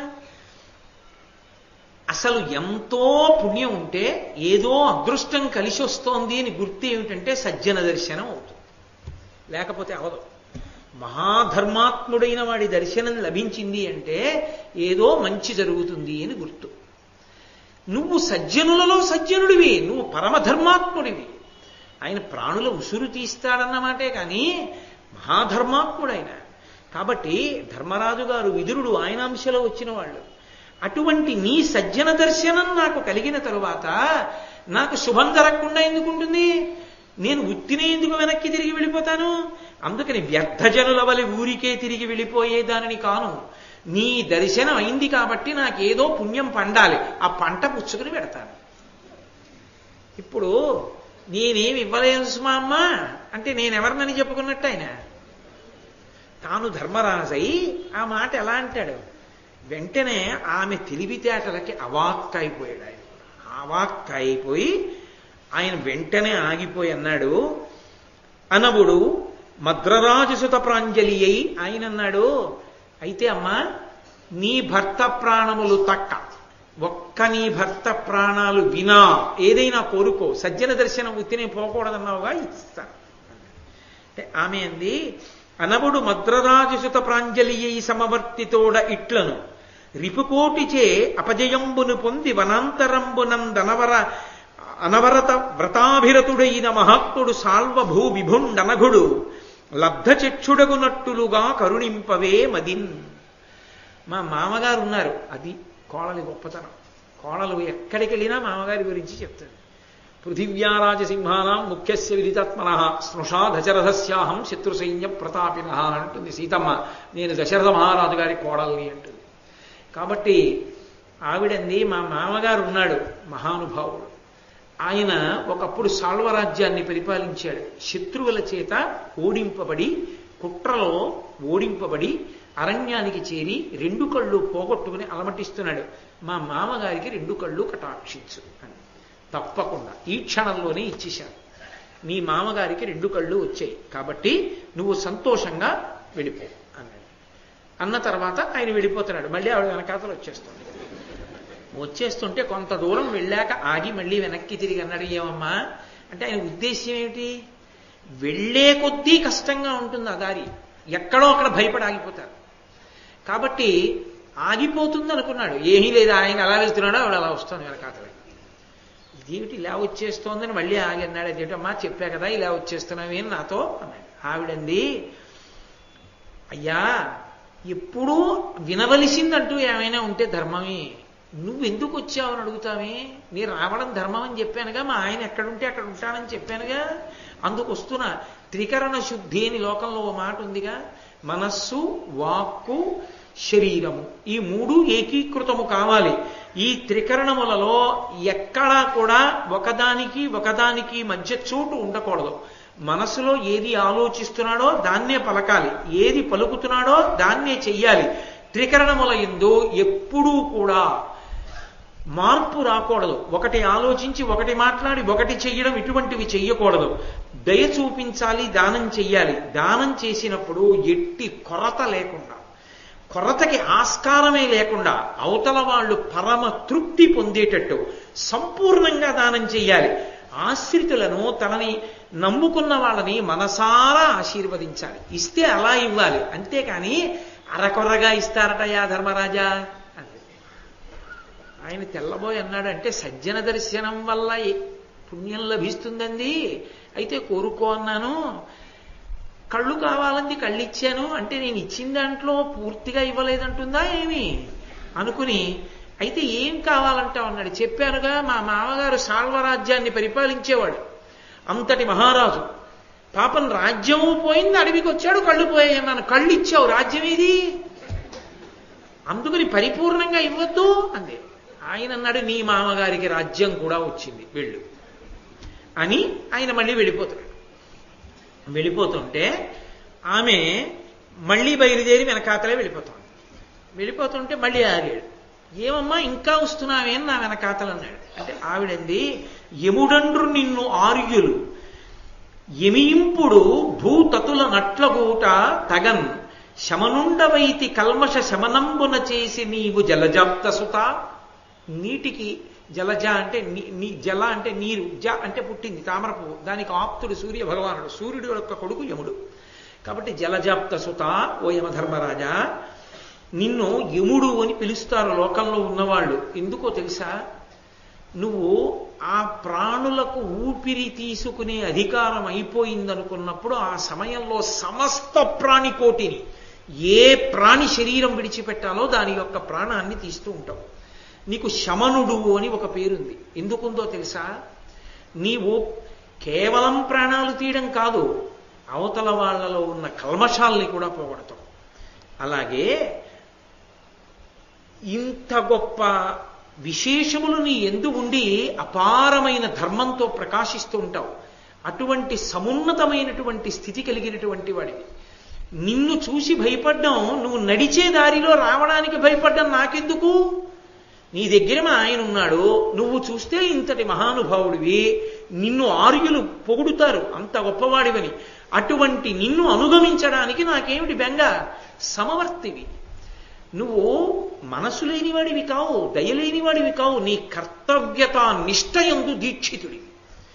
అయ్యో పాపం ఉసురు తీస్తుంటే వాళ్ళు ఏడుస్తారని నీకు తెలుసు, అయినా నీ కర్తవ్యం నువ్వు అలా చేస్తుంటావు. నీ ధర్మం అటువంటిది. అంటే ఆయన అన్నాడు విని, తృషితుడగువాని శీతల తుషార తోయముల మోదితిని చేయుగతిన్ హృషితాత్ము చేసినను కల్మష హరణములైనని సమంజస ఫణితుల్. అమ్మా, విపరీతమైన దాహంతో ఉన్నవాడికి చల్లటి తీయటి నీళ్ళిస్తే ఎలా ఉంటుందో, నన్ను చూసి లోకంలో అందరూ అలా అనుకుంటూ ఉంటారు. నా యథార్థ స్వరూపం గురించి ఎంత దయ ఉన్నవాణ్ణో, ఎంత మనసున్నవాణ్ణో, ఎంత కర్తవ్యత నిష్ఠాపరుణ్ణో, నా గుణములను యథార్థంగా శ్లాఘించావమ్మా. ఏదో నీకు ఏదో ఉపకారం జరగాలని నువ్వు నన్ను అడగలేదు, మనస్ఫూర్తిగా ఉన్న యథార్థ స్వరూపాన్ని ఆవిష్కరించావు. నిజంగా ఆయన మహానుభావుడు, ఏ సామాన్యుడు కాడాయన. ఆయన అంశలో పుట్టిన ధర్మరాజు గారు విదురుడంతటి మహానుభావులయ్యారు. కాబట్టి చాలా సంతోషించాను.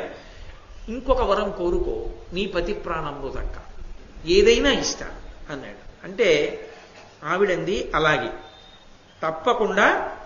నువ్వు నాకు మామగారికి రాజ్యం ఇచ్చావు, నా మామగారికి కళ్ళిచ్చావు, నా తండ్రి గారికి కొడుకులు లేరు, నేను ఒక్కతిని కూతుర్ని, కొడుకు పుట్టాలని అసలు తపస్సు చేశాడు, కాబట్టి నా తండ్రికి 100 కొడుకులని ఇచ్చానమ్మా, చాలా సంతోషం, నువ్వు వెళ్ళిపో అనలేదు. ఇంకా ఎందుకు, ఆమె శక్తి వచ్చేస్తుంది ఎలాగో, కాబట్టి ఆయన వెళ్ళిపోతున్నాడు. మళ్ళీ ఇచ్చేశానన్నాడు అని అలా ముందుకు నడిచి వెడుతున్నాడు.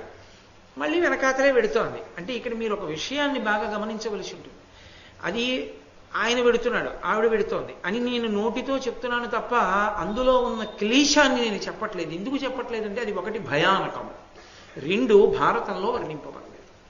భారతంలో వర్ణింపబడినటువంటి అత్యంత భయంకరమైన విషయాన్ని నేను ఎందుకు వర్ణించాలని నేను వర్ణించట్లేదు. కాబట్టి ఏదో ఇతర పురాణాల్లోంచి చూసి చెప్పచ్చు, కానీ ఎందుకది భీతాహమైన విషయం అని చెప్పట్లేదు. కాబట్టి అది వెళ్లే కొద్దీ భయంకరంగా ఉంటుంది. వెళ్లే కొద్దీ భయంకరంగా ఉండే దాంట్లో ఎక్కడో అక్కడ భయంతో ఆగిపోతారు. కానీ ఆమె పాతివ్రత్యం వలన వెళ్ళిపోతోంది. నా భర్త ఉన్నాడుగా, ఇంకేమిటి, ఎక్కడుంటే ఆయనతో వెళుతున్నప్పుడు వెళ్ళిపోతుంది ఆవిడ. అది ఆమె పాతివ్రత్యం. ఆయన శరీరాన్ని విడిచి జీవుడిగా వెడుతున్నాడు ఎముడితో, నేను శరీరంతో వెడుతున్నాను. అలా వెళ్ళగలరా ఎవరైనా? వెళ్ళలేరు. మరి ఆవిడ ఎలా వెడుతోంది? పాతివ్రత్యంతో వెడుతోంది. ఏ జీవుడు వెళ్ళలేని దాని మార్గంలో ఆమె వెళ్ళిపోతోంది. వెళ్ళగలగడం పాతివ్రత్యం. నేను ఇలా వెడతానని అతిశయం పట్టలేదు, మా ఆయన ఉన్న చోటికి నేను ఉంటాను. అది ఆమె భక్తి, అది ఆమె పాతివ్రత్యం. కాబట్టి నేను వెళ్ళిపోతున్నాను. ఏమమ్మా ఇలాగే వస్తున్నావు అన్నాడు. అంటే ఆవిడంది, లోకంలో కర్తవ్యము అని ఒక మాట ఉంది, ధర్మము అని ఒక మాట ఉంది. ధర్మము కర్తవ్యము యథార్థమునకు 2 మాటలుగా కనబడినా, ఒకటి లోపల ఆలోచన, ఒకటి బాహ్యమునందు దొరికేటటువంటి ఆచరణ. అవునా? అంతే. నిజం కదా. ధర్మము అంటే పైకి దొరుకుతుందా? ఏమంటే 1 కేజీ ధర్మం ఇవ్వండి అంటే దొరుకుతుందా? అలా ఏం దొరకదు. ధర్మము అంటే శాస్త్రమునందు నమ్మకంతో శాస్త్రం ఏం చెప్పిందో దాన్ని మనసులో పెట్టుకోవడం. కర్తవ్యము అంటే తను చెయ్యవలసిన దానిని ఇది చేయడం వల్ల వాడు వింటాడా వినడా అని ఆలోచించకుండా తను చెయ్యవలసింది తాను చేయడం. అది చేసేటప్పుడు ధార్మికంగా చేయడం. ఏది తను చెయ్యాలని శాస్త్రం చెప్పిందో అది చేయడం, ఏ ప్రతిఫలాపేక్ష లేకుండా. కాబట్టి ధర్మము కర్తవ్యము ఒకదానితో ఒకటి ఈమిడి ఉన్నాయి. ధర్మం తెలిసి కర్తవ్యం చేయకపోతే ధర్మభ్రష్టుడే. కర్తవ్యం చేసేటప్పుడు ధర్మం తెలియకపోతే ఆ మనుష్య జన్మకి ప్రయోజనం లేదు. కాబట్టి ధర్మము కర్తవ్యము ఒకదాన్ని ఆశ్రయించి ఉన్నాయి. ధర్మం తెలిసి కర్తవ్యం చేయకపోయినా, కర్తవ్యం చేస్తున్నప్పుడు ధర్మాన్ని విడిచిపెట్టినా 3వదైన భ్రాంతి వచ్చింది అని అర్థం కాదు. భ్రాంతి అంటే ఇంకోటి ఏదో నమ్ముకున్నాడు అని అర్థం. నేను ధర్మాన్ని లోపల తెలుసున్నదాన్ని అయితే నా కర్తవ్యం ఏమిటి? నా భర్త ఎక్కడున్నాడో అక్కడ ఉండడం. కాబట్టి నేను నా భర్తని నువ్వు తీసుకెడుతుంటే నాకు కనపడుతున్నారు ఆయన, ఇదిగో పాశముల మధ్య, ఆయన్ని ఎక్కడ పెడతావో అక్కడే ఉంటా, లేకపోతే నేను భ్రాంతికి గురైపోలా అద్దుకొచ్చేస్తున్నాను వెనకాతల. కాబట్టి అది అలాగే వస్తాను నేను అని నువ్వు అలిసిపోతున్నావు అంటున్నావు. నాకు డప్పి ఎక్కడిది? మనంబు భర్తృచరణ పంకజాసక్తమైకరము భక్తి నలవరుచున్నది, సతులకు అన్యమెట్టిదియును ధర్మమే భర్తు సంశ్రయము కాక. నాకేమీ అలసటలేదు.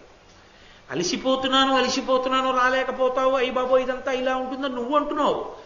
నాకు పరమ సంతోషంగా ఉంది. ఎందుకో తెలుసా? మా ఆయన పాదముల జంట కనపడుతోంది నాకు. ఆయన పాదముల జంట కనపడినంత కాలం నాకు సంతోషం తప్ప ఇంకొకటి ఉండదు. అది ఆయనను అనుగమించడం నా కర్తవ్యం. అందుకు వచ్చేస్తాను. ఎక్కడికి తీసుకెడతావు నేను అడగలేదు, నాకు ఇచ్చేసేయి నేను అడగలేదు, ఆయన్ని వదిలి నేను ఉండలేను, ఉండని చెప్పే అధికారం నీకు లేదు. ధర్మం కాదు కాబట్టి నువ్వు ధర్మమూర్తి. మీ ఆయన్ని వదిలి నువ్వు ఉండని చెప్పకూడదు. నువ్వు రావద్దు అంటున్నావు, డసిపోతావు అంటున్నావు. ఆయన పాదములు కనపడుతున్నంతసేపు ఆయన వెంట వస్తూ ఉండడంలో నాకు సంతోషమే కానీ నాకు అలసట లేనే లేదు. నేను వచ్చేస్తున్నాను. ఏమంటాడండి ఆయన అయితే మాత్రం? ఆమె పాతివ్రత్యానికి 2 చేతులెత్తి నమస్కారం చేయాలి. సావిత్రీదేవి కాళ్ళ మీద పడిపోవాలి. ఇది అసలు భారతీయ వాంగ్మయంలోనే ఆశ్చర్యకరమైనటువంటి ఘట్టం. అసలు తన భర్త కొరకు ఒక పతివ్రత వెంబడించి వెళ్ళిపోతూ నిర్భయంగా, ఎక్కడా భయపడకుండా, ఆయన్ని ఏదో బుట్టలో పెట్టే ప్రయత్నం చేయడమో లేకపోతే ఏడవడమో చెయ్యకుండా ఏమైంది, నేను శరీరంతో వెళ్ళగలను, ఆయన శరీరం లేకుండా ఉన్నారు, ఏమైతే అయింది, ఆయనతోనే ఉన్నానుగా, ఆయన్ని ఎక్కడికి తీసుకెళ్తే అక్కడికి వెడతా, శరీరంతో వెడతా. మిగిలిన వాళ్ళు శరీరంతో వెళ్ళలేరు అక్కడికి, నేను వెళ్ళగలను నా పాతివ్రత్యం వల్ల. అంటే ఆయనని చూస్తూ వెళ్ళిపోతానంటే అంతే. ఆపడానికి ఆయనకి మాత్రం ఏది శక్తి, ఆమె పాతివ్రత్యం ముందు డస్సిపోయాడు ఆయన. అంటే దేవతలు పెట్టిన నియమాలను కూడా త్రోసిరాజని వెళ్ళిపోయగలిగింది ఒక పతివ్రత. దేవతలు పెట్టిన సమస్త నియమాల చట్టాలు డుళ్ళిపోయాయి ఆవిడ ముందు. ఒక ఆడదాని పాతివ్రత్య శక్తి ముందు దేవతల శాసనాలు కూడా సరిపోలేదు. ఒక ఆర్షధర్మంలో ఒక పతివ్రత శక్తి అంటే ఎంత గొప్పదో మార్కండేయ మహర్షి చెప్తున్నారు ధర్మరాజుకి. అందుకే మహాభారతంలో ఆరణ్య పర్వంలో సావిత్రీదేవి యొక్క కథ విన్నంత మాత్రం చేత మాంగళ్యాలు నిలబడతాయి. ఆవిడ కథ విన్నంత మాత్రం చేత మహాపతివ్రత యొక్క కథ కాబట్టి అది విన్నంత మాత్రం చేత దేవతలందరూ ప్రసన్నులవుతారు. ప్రత్యేకించి ధర్మదేవత ప్రసన్నురాలవుతుంది. ఎంత సంతోషిస్తుందో, అంత గొప్ప విశేషం. అందుకే సావిత్రీదేవి ఉపాఖ్యానం లాంటి ఉపాఖ్యానం ఇంకా ఎక్కడ కనపడదు. అంటే ఆ సావిత్రి అనుసరించి వస్తూ ఆవిడంది, ఏమయ్యా, ఇలా కర్తవ్యతానిష్టతో ఎవరు నిలబడతారో ధర్మం కోసం, అటువంటి ధర్మాత్ములు ఇంకా భూమి మీద ఉన్నారని గుర్తేమిటో తెలుసా? వారల పేర్మిగాది శశివారిజ మిత్రుడు నిర్వికార సంచారతనుల్లసిల్లెదరు సర్వపయోనిధులు నిరాకులాకారతగాలెడు కులనగంబులు నిశ్చల రూఢి జాల నొప్పారెడు భూతదాత్రి నికెలైక దురీడత పేర్మి పొందెడు. ఓయ్ ధర్మరాజా, అటువంటి ధర్మాత్ముడొక్కడ ఉంటే, అటువంటి ధర్మాత్ముడు ఉన్న చోట ప్రకృతిలో ఉన్నటువంటివి నియమాలు తప్పవు, భయపడతాయి. నియమశీలి అయి ధర్మాన్ని తెలిసి కర్తవ్యంలో ఉన్నవాడు ఉన్నాడు ఇక్కడ. ఆయన ఉండగా మేము తప్పకూడదని సూర్యుడు వేళపట్టు ఉదయిస్తున్నాడు. ఎందుకని? ఆయన ధర్మం తప్పడు. ఆయన లేచిపోయి కూర్చుంటాడు సూర్యుడి కోసం. ఆయన కోసం వస్తున్నాడు సూర్యుడు. తెల్లవారినా నిద్రపోయే వాళ్ళ కోసం కాదు ఆయన వస్తున్నది. ఎవరో ఎక్కడో ఉన్నాడు ఒక్క మహానుభావుడు, ఉపాసకుడు, ఆయన గురించి వస్తున్నాడు. సూర్యాస్తమయం జరిగి చంద్రోదయం అవుతోందంటే ఆయన గురించి వస్తున్నాడు. అసలు సముద్రాలు చెలియలి కట్ట ఎందుకు దాటవో తెలుసా? సముద్రాలు చెలియలి కట్ట దాటి భూమి మీద వచ్చి పడిపోకుండా ఉండడానికి కారణం ధర్మాత్ములైన వారు ఉన్నారు కనుక. అందుకే మీరొక్కటి గమనించండి, పక్క దేశాలన్నిటిలోనూ సముద్రాలు పొంగి అత్యంత బీభత్సమైనటువంటి పరిస్థితులు ఏర్పడ్డాయి. భారతదేశంలో అందున ప్రత్యేకించి ఆ విషయంలో నేను పొంగిపోతా చెప్పుకోవడానికి. తూర్పుగోదావరి జిల్లా త్రిలింగ దేశమై ఎంతమంది వేద పండితులకు ఆటపట్టు కోనసీమ, ఎంతమంది వేదం చదువుకున్న మహాత్ములు తిరిగిన గడ్డవు, ఎంతమంది ఉపాసకులు ఉన్నటువంటి ప్రదేశాలు, ఇన్ని దేవాలయాలు, ఇన్ని స్వయంభూమూర్తులు, ఇన్ని పూజలు, ఎంత ధర్మమో, ఇన్ని ప్రవచనాలు, ఇప్పటికీ రామాయణ భారత భాగవతాలంటే ఎంత గౌరవమో. అందుకే ఈ చుట్టుపక్కల ఎక్కడా బంగాళాఖాతం తన హద్దు దాటలేదు ఎప్పుడు. అలాగే ఉంది. నేను చెప్పట్లేదు, ఇంకా ధర్మాత్ములు ఉన్నారు భారతంలో. మార్కండేయ మహర్షి చెప్తున్నారు, ధర్మాత్ములున్న చోట సముద్రము చెలియలి కట్ట దాటదు. అలాగే కులనగంబులు నిశ్చల రూఢి జాల నొప్పారెడు. కులపర్వతాలు కదలవు. కులపర్వతాలని పెద్ద పెద్ద పర్వతాలవి. ఆ పర్వతాలు కదులుతాయి. ఎప్పుడు ధర్మాత్ములు లేకపోతే పర్వతాలు కదులుతాయి. పర్వతాలు కదలకుండా ఎందుకు నించుంటాయంటే కేవలము ధర్మాత్ములు ఉండబట్టి.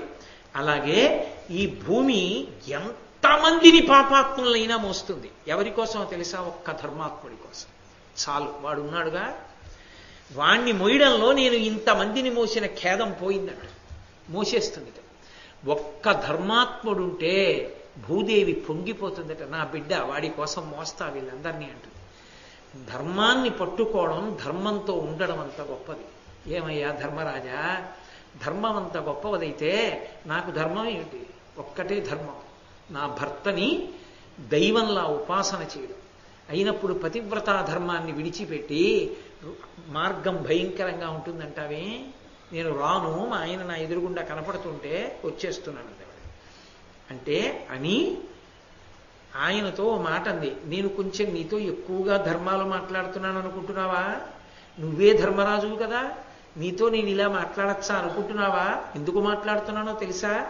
7 మాటలాడిన ఎంత ఎట్టివారు వార్యజనులకు చుట్టంబులగుదురనినా చిర సమాప సంసిద్ధి చేసి నీకు నేను చుట్టమనినా చెప్పనేలవేరా.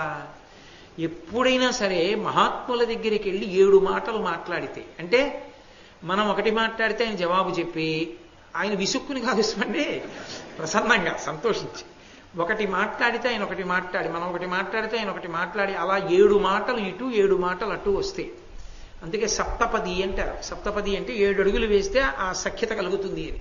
7 అడుగులు వేయిస్తారు సప్తపది అని.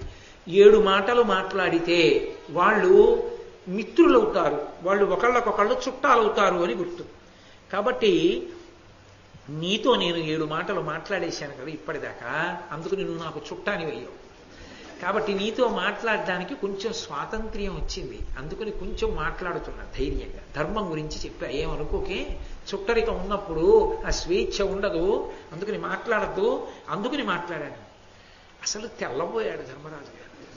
ఏమిట్రా ఈ పాతివ్రత్యం ఏమిటి, ధర్మశాస్త్రం ఏమిటి, అనుష్ఠానం ఏమిటి, కర్తవ్యం ఏమిటి, ధర్మం ఏమిటి, భ్రాంతి ఏమిటి, తల్లి ఏమిటి, అసలు ఈవిడికి తెలియని విషయం లేదు లోకంలో. ఇన్ని తెలుసు, ఎంత అనుష్ఠాన బలం, ఎంత ధైర్యం. ఏం చేసుకుంటాను తీసుకెళ్ళింది నేను, ఆవిడ వచ్చేస్తుంది. ఇప్పుడు సృష్టి తలక్రిందులవుతుంది ఈవిడ వచ్చేస్తే ఆ లోకానికి. ఎందుకని? ఆవిడ పాతివ్రత్యంతో నిలబడి ఉండగా పరమపుణ్యాత్ముడైన ఇతన్ని నేను ఏం చేస్తాను? సశరీరంతో ఆవిడ, శరీరం లేకుండా ఈయన పంపడానికి నా శక్తి చాలదు. ఆవిడ వెళ్ళదు. ఈయన్ని పట్టుకెళ్ళి నేనేం చేయను? ధర్మరాజు గారంతటి వాడికి పెద్ద ప్రశ్న వచ్చింది. ఈమె పాతివ్రత్యము ముందు నా కర్తవ్యత నిర్వహణ పొసగేటట్లు లేదు, నేను తీసుకెళ్ళి ఏం చేయాలన్న ప్రశ్న ఒకటి వచ్చేటట్టుగా ఉంది అని ఆమె వంక తిరిగి అన్నాడు, అమ్మా అద్భుతం అమ్మా నీ పాతివ్రత్యం, ఏమి శాస్త్రబలం తల్లినిది అని. మది సత్యవంతు జీవితమది ఇమ్ముగ తొలగబెట్టి అన్యంబులనిచ్చదనని పలుకుదుమను నీవది ఇప్పుడు లేదా ఇంక అడిగెద ప్రీతిని. ఆయన అన్నాడు, ఏదో ఒక వరాన్ని కోరుకోమ్మా అన్నాడు. అంటే ఏమిటి దాని అర్థం? ఇప్పటివరకు ఏమన్నాడు? నీ పతి ప్రాణంబు దక్క. ఇప్పుడేమన్నాడు? చాలా ప్రీతి పొందానమ్మా, ఏదో ఒక వరం కోరుకో అన్నాడు. అంటే సత్యవతీదేవి, ఆ సావిత్రీదేవి అంది, ఇప్పటి వరకు నీ పతి ప్రాణంబు తక్క అన్నావు కాబట్టి అడిగాను. అడగడం కూడా ధర్మంగానే అడిగా. ఎలా అడిగా? పెళ్ళైపోయిన ఆడది మొట్టమొదట భగవంతుణ్ణి ప్రార్థన చెయ్యవలసింది తన అత్తవారింటి కోసం చెయ్యాలి. అత్తవారింటి కోసం చెయ్యాలి కాబట్టి మా మామగారికి కళ్ళు అడిగా. రాజ్యం ఉన్నా కళ్ళు లేకపోతే ఆయనకి ఏం సంతోషం? అందుకని ముందు కళ్ళు అడిగా. సర్వేంద్రియాణం నయనం ప్రధానం. కళ్ళు ఉన్నాయి, కళ్ళు ఉండి అయ్యో రాజ్యం లేదే ఇలా ఉన్నానే అని ఏడుస్తాడు మా మామగారు, అందుకని రాజ్యం అడిగా. మా మామగారికి కళ్ళు రాజ్యం ఇచ్చేసావు, ఇంకా మా అత్తగారింటి వైపు నుంచి అడగడానికి ఏం లేదు నాకు. అప్పుడు పుట్టింటి వారి గురించి అడగచ్చు. ఇది ఆడపిల్లకున్న గొప్పతనం. 2 వంశాల్ని తరింపచేస్తుంది ఆడపిల్ల. ఎందుకని? చతుర్థి విభక్తి వేసి కన్యాదానం చేయరు, పుట్టింటిని కూడా ఉద్ధరిస్తుంది. అది మగపిల్లవాడైతే కుదరదు, కన్నవాళ్ళని ఉద్ధరిస్తాడు. అల్లుడి వల్ల అత్తారు ఉద్ధరింపబడ్డారని లోకంలో ఉండదు. ఆడపిల్ల వల్ల ఉభయ వంశాలు తరిస్తాయి. యథార్థంగా చెప్పాలంటే ఆడపిల్ల ఎంత గొప్పదో చూడండి. కాబట్టి ఇప్పుడు తండ్రి గారి గురించి అడిగింది. మా తండ్రి గారికి 9 కొడుకులు కావాలంది. ఇచ్చేశాడు. ఆయనకి తెలియదా? ఇప్పుడు పతి ప్రాణంబు దక్క అన్నాడు అనుకోండి, ఆవిడ ఏమడుగుతుంది? అడగడానికి ఏముంది? ఏం లేదు. ఇప్పుడు ఆవిడ బుద్ధితో ఏదైనా అడిగింది అనుకోండి, ఉపద్రవం వస్తుంది. అందుకని నేనే ఇచ్చేశాను సత్యవంతుడిని అండం ఎందుకు? ఒక పతివ్రత యొక్క గొప్పతనం ముందు తీసుకెళ్లడం కుదరట్లా. సృష్టి చక్రానికి ప్రమాదం వస్తోంది, ఇబ్బంది వస్తోంది. ఇప్పుడు తీసుకెళ్ళి ఏం చెయ్యాలి? సశరీరంగా వచ్చేస్తోంది మహాపతివ్రత, భయపడటం లేదు, అనుగమిస్తోంది. మా ఆయన కనబడుతుంటే నాకు భయం ఏమిటంటాం, ఎక్కడికైనా వస్తా ఆయన కనబడుతుంటే అంటాం. నిజంగా కూడా ఆమె మనసులో విచలిత కావట్లా. అందుకని ఆయన అన్నాడు, దీనికి ఒకటే పరిష్కారం, ఆమెనే అడగమని ఇచ్చేస్తే గొడవ వదిలిపోవాలి. మహాపతివ్రత వరం అడిగింది, నేనేం చేస్తానయ్యా, ఇచ్చేశానంటే గొడవ వదిలిపోతుంది. అందుకని ఇక పతి ప్రాణంబు తక్క అనలేదు. ఆవిడంది, ఇప్పటిదాకా నువ్వు నీ భర్త ప్రాణంబు తక్క అన్నావు, నేను అడగలేదు. ఇప్పుడు నువ్వు అనలేదు, అడుగుతున్నాను, మా ఆయన్ని ఇచ్చే. ఎంత ధర్మం అండి నిజంగా. అసలు ఆవిడ ధర్మం ముందు అంతటి ధర్మరాజు గారు పొంగిపోయాడంతే. అబ్బా, ఏమి అసలు మనసులో ఎక్కడా వైక్లభ్యం లేదు ఆవిడికి. శాస్త్రం ధర్మం, ధర్మం శాస్త్రం, ధర్మం శాస్త్రం, అదే పాతివ్రత్యం అయిపోయింది. ఏమి దుర్నిరీక్షురాలు రా, ఏమి తేజస్సు, ఏమి శక్తిరా ఈ తల్లిది అనుకున్నాడు. అనుకుని పతి విరహంబు దుస్సహము భర్తు వినాకృతయైన కాంత దూషితయగు సర్వమంగళ విశేషములందునుగాన మత్ప్రియుండతులిత కీర్తిశాలి సుగుణాఢ్యుడు సాల్వసుతుండు లబ్ధ జీవితుడుగా ఇమ్ము ధర్మ పదవీ పరిరక్షణ పుణ్యవీక్షణ. ఓ పుణ్యములను కల్పించగలిగినటువంటి వాడా, ఓ ధర్మరాజా, పతి విరహంబు దుస్సహము, భర్తని విడిచిపెట్టి బతకడం చాలా కష్టం ఇల్లాలికి. అలాగే భర్త లేకుండా శరీరంతో ఉంటే ఏ మంగళాలకి పనికిరాదు, ఏ మంగళ కార్యానికి పనికి రాకుండా అమంగళంగా బ్రతకాలి. కాబట్టి నాకు అలా అనిపించుకోవాలని నాకు ఇష్టం లేదు.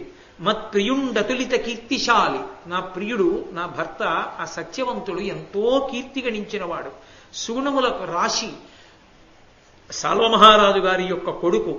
కాబట్టి ఆయన్ని మళ్ళీ పునరుజ్జీవితుణ్ణి చేసి ఆయన శరీరంలోకి ఆయన వెళ్ళిపోవడానికి అనుమతించు, నువ్వే ప్రవేశపెట్టేసి. ఎలా తీశావో అలా ప్రవేశపెట్టాను.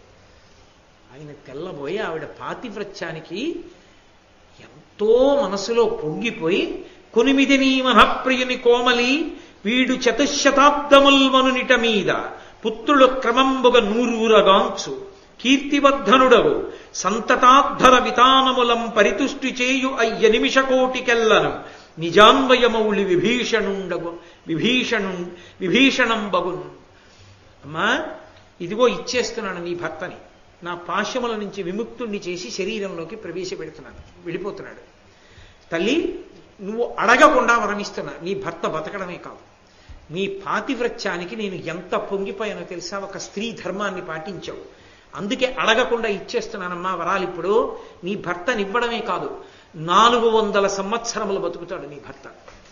400 సంవత్సరములు బ్రతికి నీ వలన 100 కొడుకులను కంటాడు. 100 కొడుకులను కని 400 సంవత్సరములలో ఎన్నో యజ్ఞయాగాది క్రతువులు చేసి దేవతలందరూ కూడా ప్రసన్నులవుతారు ఆయన యందు.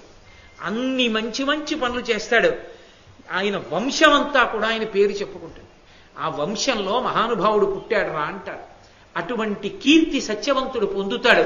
ఇంత గొప్పవాడవడానికి కారణం 400 ఏళ్లు బతకడం, 100 కొడుకుల్ని కండం, ఇన్ని 100 యజ్ఞయాగాదులు చేయడం, దేవతల ప్రీతికి కారణం అవ్వడం, వంశంలోనే ఆణిముత్యం అవడానికి కారణం ఎవరో తెలుసా తల్లి? నువ్వే.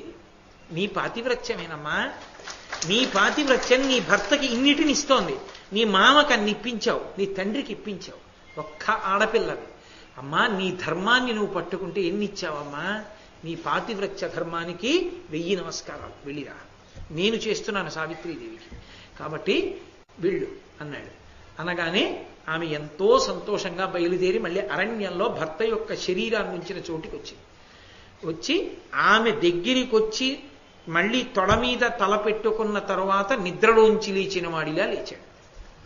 లేచి, అబ్బా ఏమిటి ఇంతసేపు నిద్రపోయాను, నాకు నిజంగా చూసినట్టు అనిపించిందే, ఎవరో నల్లటి ఆకారంలో ఉన్నాడు, ఒక వ్యక్తి వచ్చాడు, ఎంత బాధ కలిగిందో, లోపల నుంచి ఏదో బయటికి తీసినట్టు అనిపించింది, పాశముల చేత కట్టి తీసుకెడుతున్నట్లు అనిపించింది. ఎవరైనా వచ్చారా ఇక్కడికి అన్నాడు. అవన్నీ ఎందుకులేండి, ఇప్పుడు చీకటి పడిపోయింది, అవతల ప్రదోష వేళ దాటిపోయింది, మీ అమ్మగారు నాన్నగారు వెతుక్కుంటుంటారు మిమ్మల్ని, కాబట్టి తొందరగా ఇంటికి బయలుదేరి వెళ్ళిపోదాం, మీరు కోసినటువంటి పళ్ళ బుట్టలన్నీ చెట్ల కొమ్మలకి కట్టండి, రేపు వచ్చి తీసుకుందాం, కింద ఉంటే పశువులు తినేస్తాయి కదా, చెట్ల కొమ్మలకి కట్టేయండి, మనం వెళ్ళిపోదాం, ఒకవేళ మీకు ఇంకా బడలికగా ఉంటే నా తొడ మీద పడుకోండి, తెల్లవారిన తర్వాత వెడదాం అంది. ఆయన అన్నాడు, కాదు కాదు, నా తండ్రికి కళ్ళు లేవు, నేనే ఆయన కళ్ళు, నా కొడుకు కనపడలేదని ఏడిచి ఏడిచి ప్రాణం విడిచిపెట్టేసి ఉంటాడు ఈ పాటికి. నా తల్లి ఎంత రోధిస్తోందో కొడుకు కోసం, అందుకని మనం ఇక్కడ ఉండొద్దు, ఎంత చీకటిగా ఉన్నా బయలుదేరదాం, కానీ ఎందుకో నాకు కించిత్ నీరసంగా ఉంది అన్నాడు. మీ చెయ్యి నా భుజం మీద వెయ్యండి, వేసి అని చేత్తో ఆయన నడుం చుట్టూ చెయ్యి వేసి పట్టుకుని నడిపించి ఆ తండ్రి ఉన్నటువంటి ఆశ్రమ ప్రాంగణానికి తీసుకొచ్చింది. ఆశ్చర్యం ఏమిటంటే ఆ మహారాజుకి కళ్ళు వచ్చేసాయి. మర్నాడు పొద్దున్నే గబగబా తను ఏ రాజ్యాన్ని పోగొట్టుకున్నాడో ఆ రాజ్యానికి చెందినటువంటి మంత్రి, సేనాపతి, ఇతర పెద్దలు అందరూ బయలుదేరి వచ్చారు. మహారాజా కుట్ర చేసి ఎవరు నిన్ను ఈ రాజ్యం నుంచి బయటికి పంపించేశారో అదే రాజకుటుంబంలో మళ్ళీ కుట్ర రేగింది. ఆ కుట్రలో ఆ రాజుని మట్టు పెట్టారు, ఆ బంధువులందరూ మరణించారు. కాబట్టి భగవంతుని అనుగ్రహం కలిగితే ఎంతసేపు అండి. కాబట్టి మీరు వచ్చి మళ్ళీ రాజ్యాన్ని ఏలవలసింది, ప్రజలందరూ మీకోసం ఎదురు చూస్తున్నారని పల్లకీలు పట్టుకొచ్చారు, చతురంగ సైన్యాలు తీసుకొచ్చారు, ఏనుగులు తీసుకొచ్చారు. మహారాజు సంతోషంతో కొడుకు వంక చూసి, ఒరే నాయనా, ఇంక నువ్వు యువరాజు అయ్యావురా, సంతోషంగా నువ్వు నీకు యవరాజ్య పట్టాభిషేకం చేస్తానని నాకు చాలా ఆశ్చర్యంగా ఉంది. అసలు మనకి ఇన్ని శుభాలు ఒక్కసారి ఎలా జరిగాయన్నాడు. అప్పుడు చెప్పింది సావిత్రీదేవి, మామయ్య గారు మీరు భోజనం చేయమని అడిగారు, వివరం తర్వాత చెప్తాను, ఇవాళ రాత్రి వరకు అన్నం తినని అన్నాను కదూ. నారద మహర్షి చెప్పారు, మీ అబ్బాయి ఆయుర్దాయం 365 రోజులే పెళ్ళయ్యాక. నా పాతివ్రత్య ధర్మము చేత నేను యమధర్మరాజుని అనుగమించి నా భర్త ప్రాణాలు తెచ్చుకున్నాను, ఇటువంటి వరాలు పొందాను. అందుకే మీకు కళ్ళొచ్చాయి, మీకు రాజ్యం వచ్చింది, నా తండ్రికి 9 కొడుకులు పుడతారు, నా భర్త చిరాయుర్దాయాన్ని పొందారు అని ఆ తల్లి ఎంతో సంతోషంగా చెప్తే ఆ మామగారు పరమ సంతోషాన్ని పొంది ఆనంద భాష్పాలు కారుస్తూ కోడలి వెంక చూసి అన్నాడు, ఆపత్సముద్రమగ్నంబైపోయడు అస్మదన్వయము పెంపెసగన్ తేపయ్యి కడవ పెట్టితి ఈ పుణ్యచరిత్ర కీర్తనీయము తల్లి.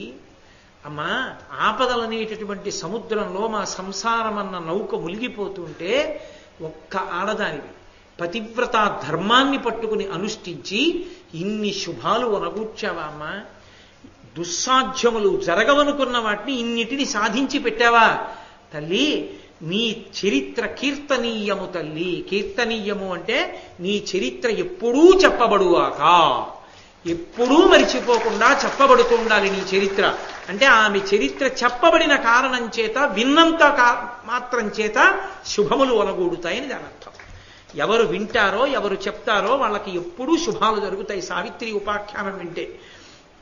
కాబట్టి ఆ సావిత్రి యొక్క గొప్పతనం అంతా ఎంత గొప్పదంటే, తన మగని, అత్తమామల, జననీ జనకులను, తన్ను సకలంబును తా ఘనమున సముద్ధరించను జనవరా సావిత్రి ధర్మ చరితము కంటే. ఓ ధర్మరాజా, మార్కండేయ మహర్షి చెప్తున్నారు, చూశావా, ఒక్క సావిత్రి తన పాతివ్రత్యంతో తన మగణ్ణి బతికించుకుంది, అత్తమామల్ని సంతోషపెట్టింది, జననీ జనకుల్ని సంతోషపెట్టింది, తనని మంగళప్రదురాలుగా ఉంచుకుంది, సకలాన్ని నిలబెట్టింది. ఎందుకని? సకలాన్ని అంటే అప్పుడు జరిగిపోయిన కథ కాదు, ఇప్పుడు చదువుకున్నా, ఇప్పుడు చెప్పుకున్నా, ఇప్పుడు విన్నా, ఇప్పుడు చదువుకున్నా, ఎప్పటికీ సావిత్రీదేవి ఉపాఖ్యానం చదువుకున్నప్పుడు శుభాలు జరుగుతూనే ఉంటాయి. కాబట్టి ఆ తల్లి సకలంబును అన్నిటినీ ఉద్ధరించింది. ఎప్పుడో జరిగిన ఉపాఖ్యానం, కానీ అది చదువుకుని విన్ని చెప్పుకున్నందుకు ఇప్పటికి మనకి మంగళప్రదమైంది. ఎంత గొప్పదయా! కాలాన్ని దాటి శుభాలు ఇవ్వగలిగిన తల్లి అయిపోయింది ఆవిడ. కాబట్టి జనవరా, పాతివ్రత్య ధర్మాన్ని మించినటువంటి ధర్మం లోకంలో ఉందా? అటువంటి ధర్మచరిత అయినటువంటి సావిత్రీదేవి యొక్క కథ వినడం ఎంత గొప్పదయా! విన్నావా? ఒక్క సావిత్రి ఇంట్లో ఉండడం వల్ల పుట్టింటి వారు, మెట్టినింటి వారు, తన భర్త, తాను ఇంతమంది సుఖపడ్డారు.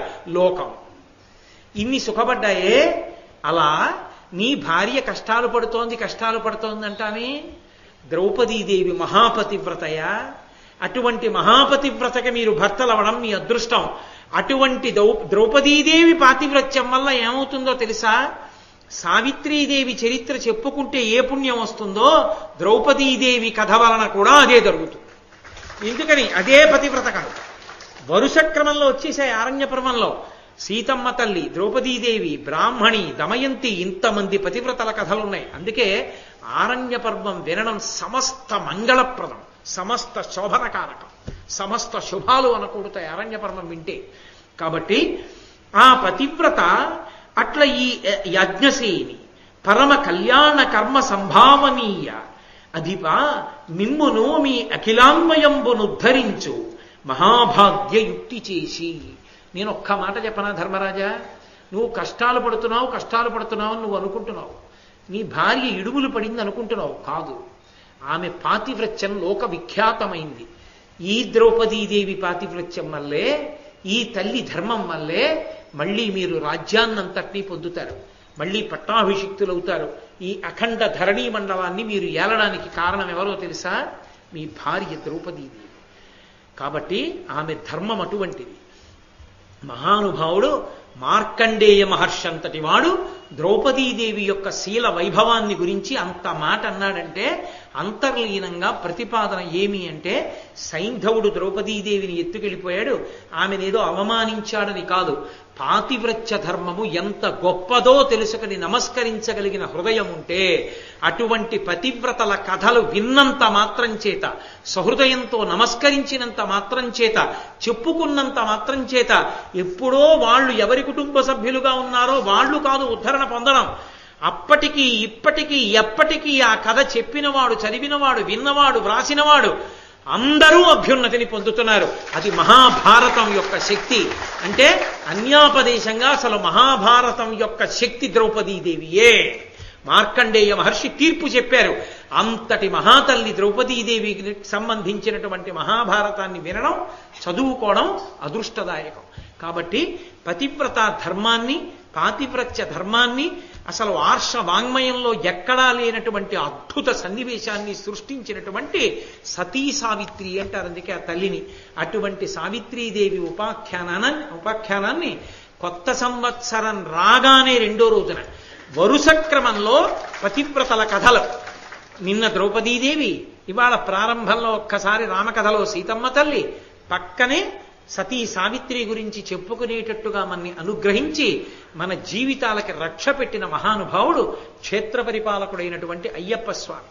ఆ స్వామికి మళ్ళీ మనందరం శిరస్సు ఉంచి నమస్కరిస్తూ, మళ్ళీ రేపు సాయంకాలం 6:30 కలుసుకున్నప్పుడు వేరొక అత్యద్భుతమైన ఘట్టము, ధర్మాన్ని పట్టుకున్న వాళ్ళ ఆలోచనకి భయానికి తీర్చడానికి భగవంతుడు ఎలా జోక్యం చేసుకుంటాడో చూపించే మహత్తర ఘట్టం రేపు మీకు కృష్ణ భగవానుడు పలికించినంత మేర పలికి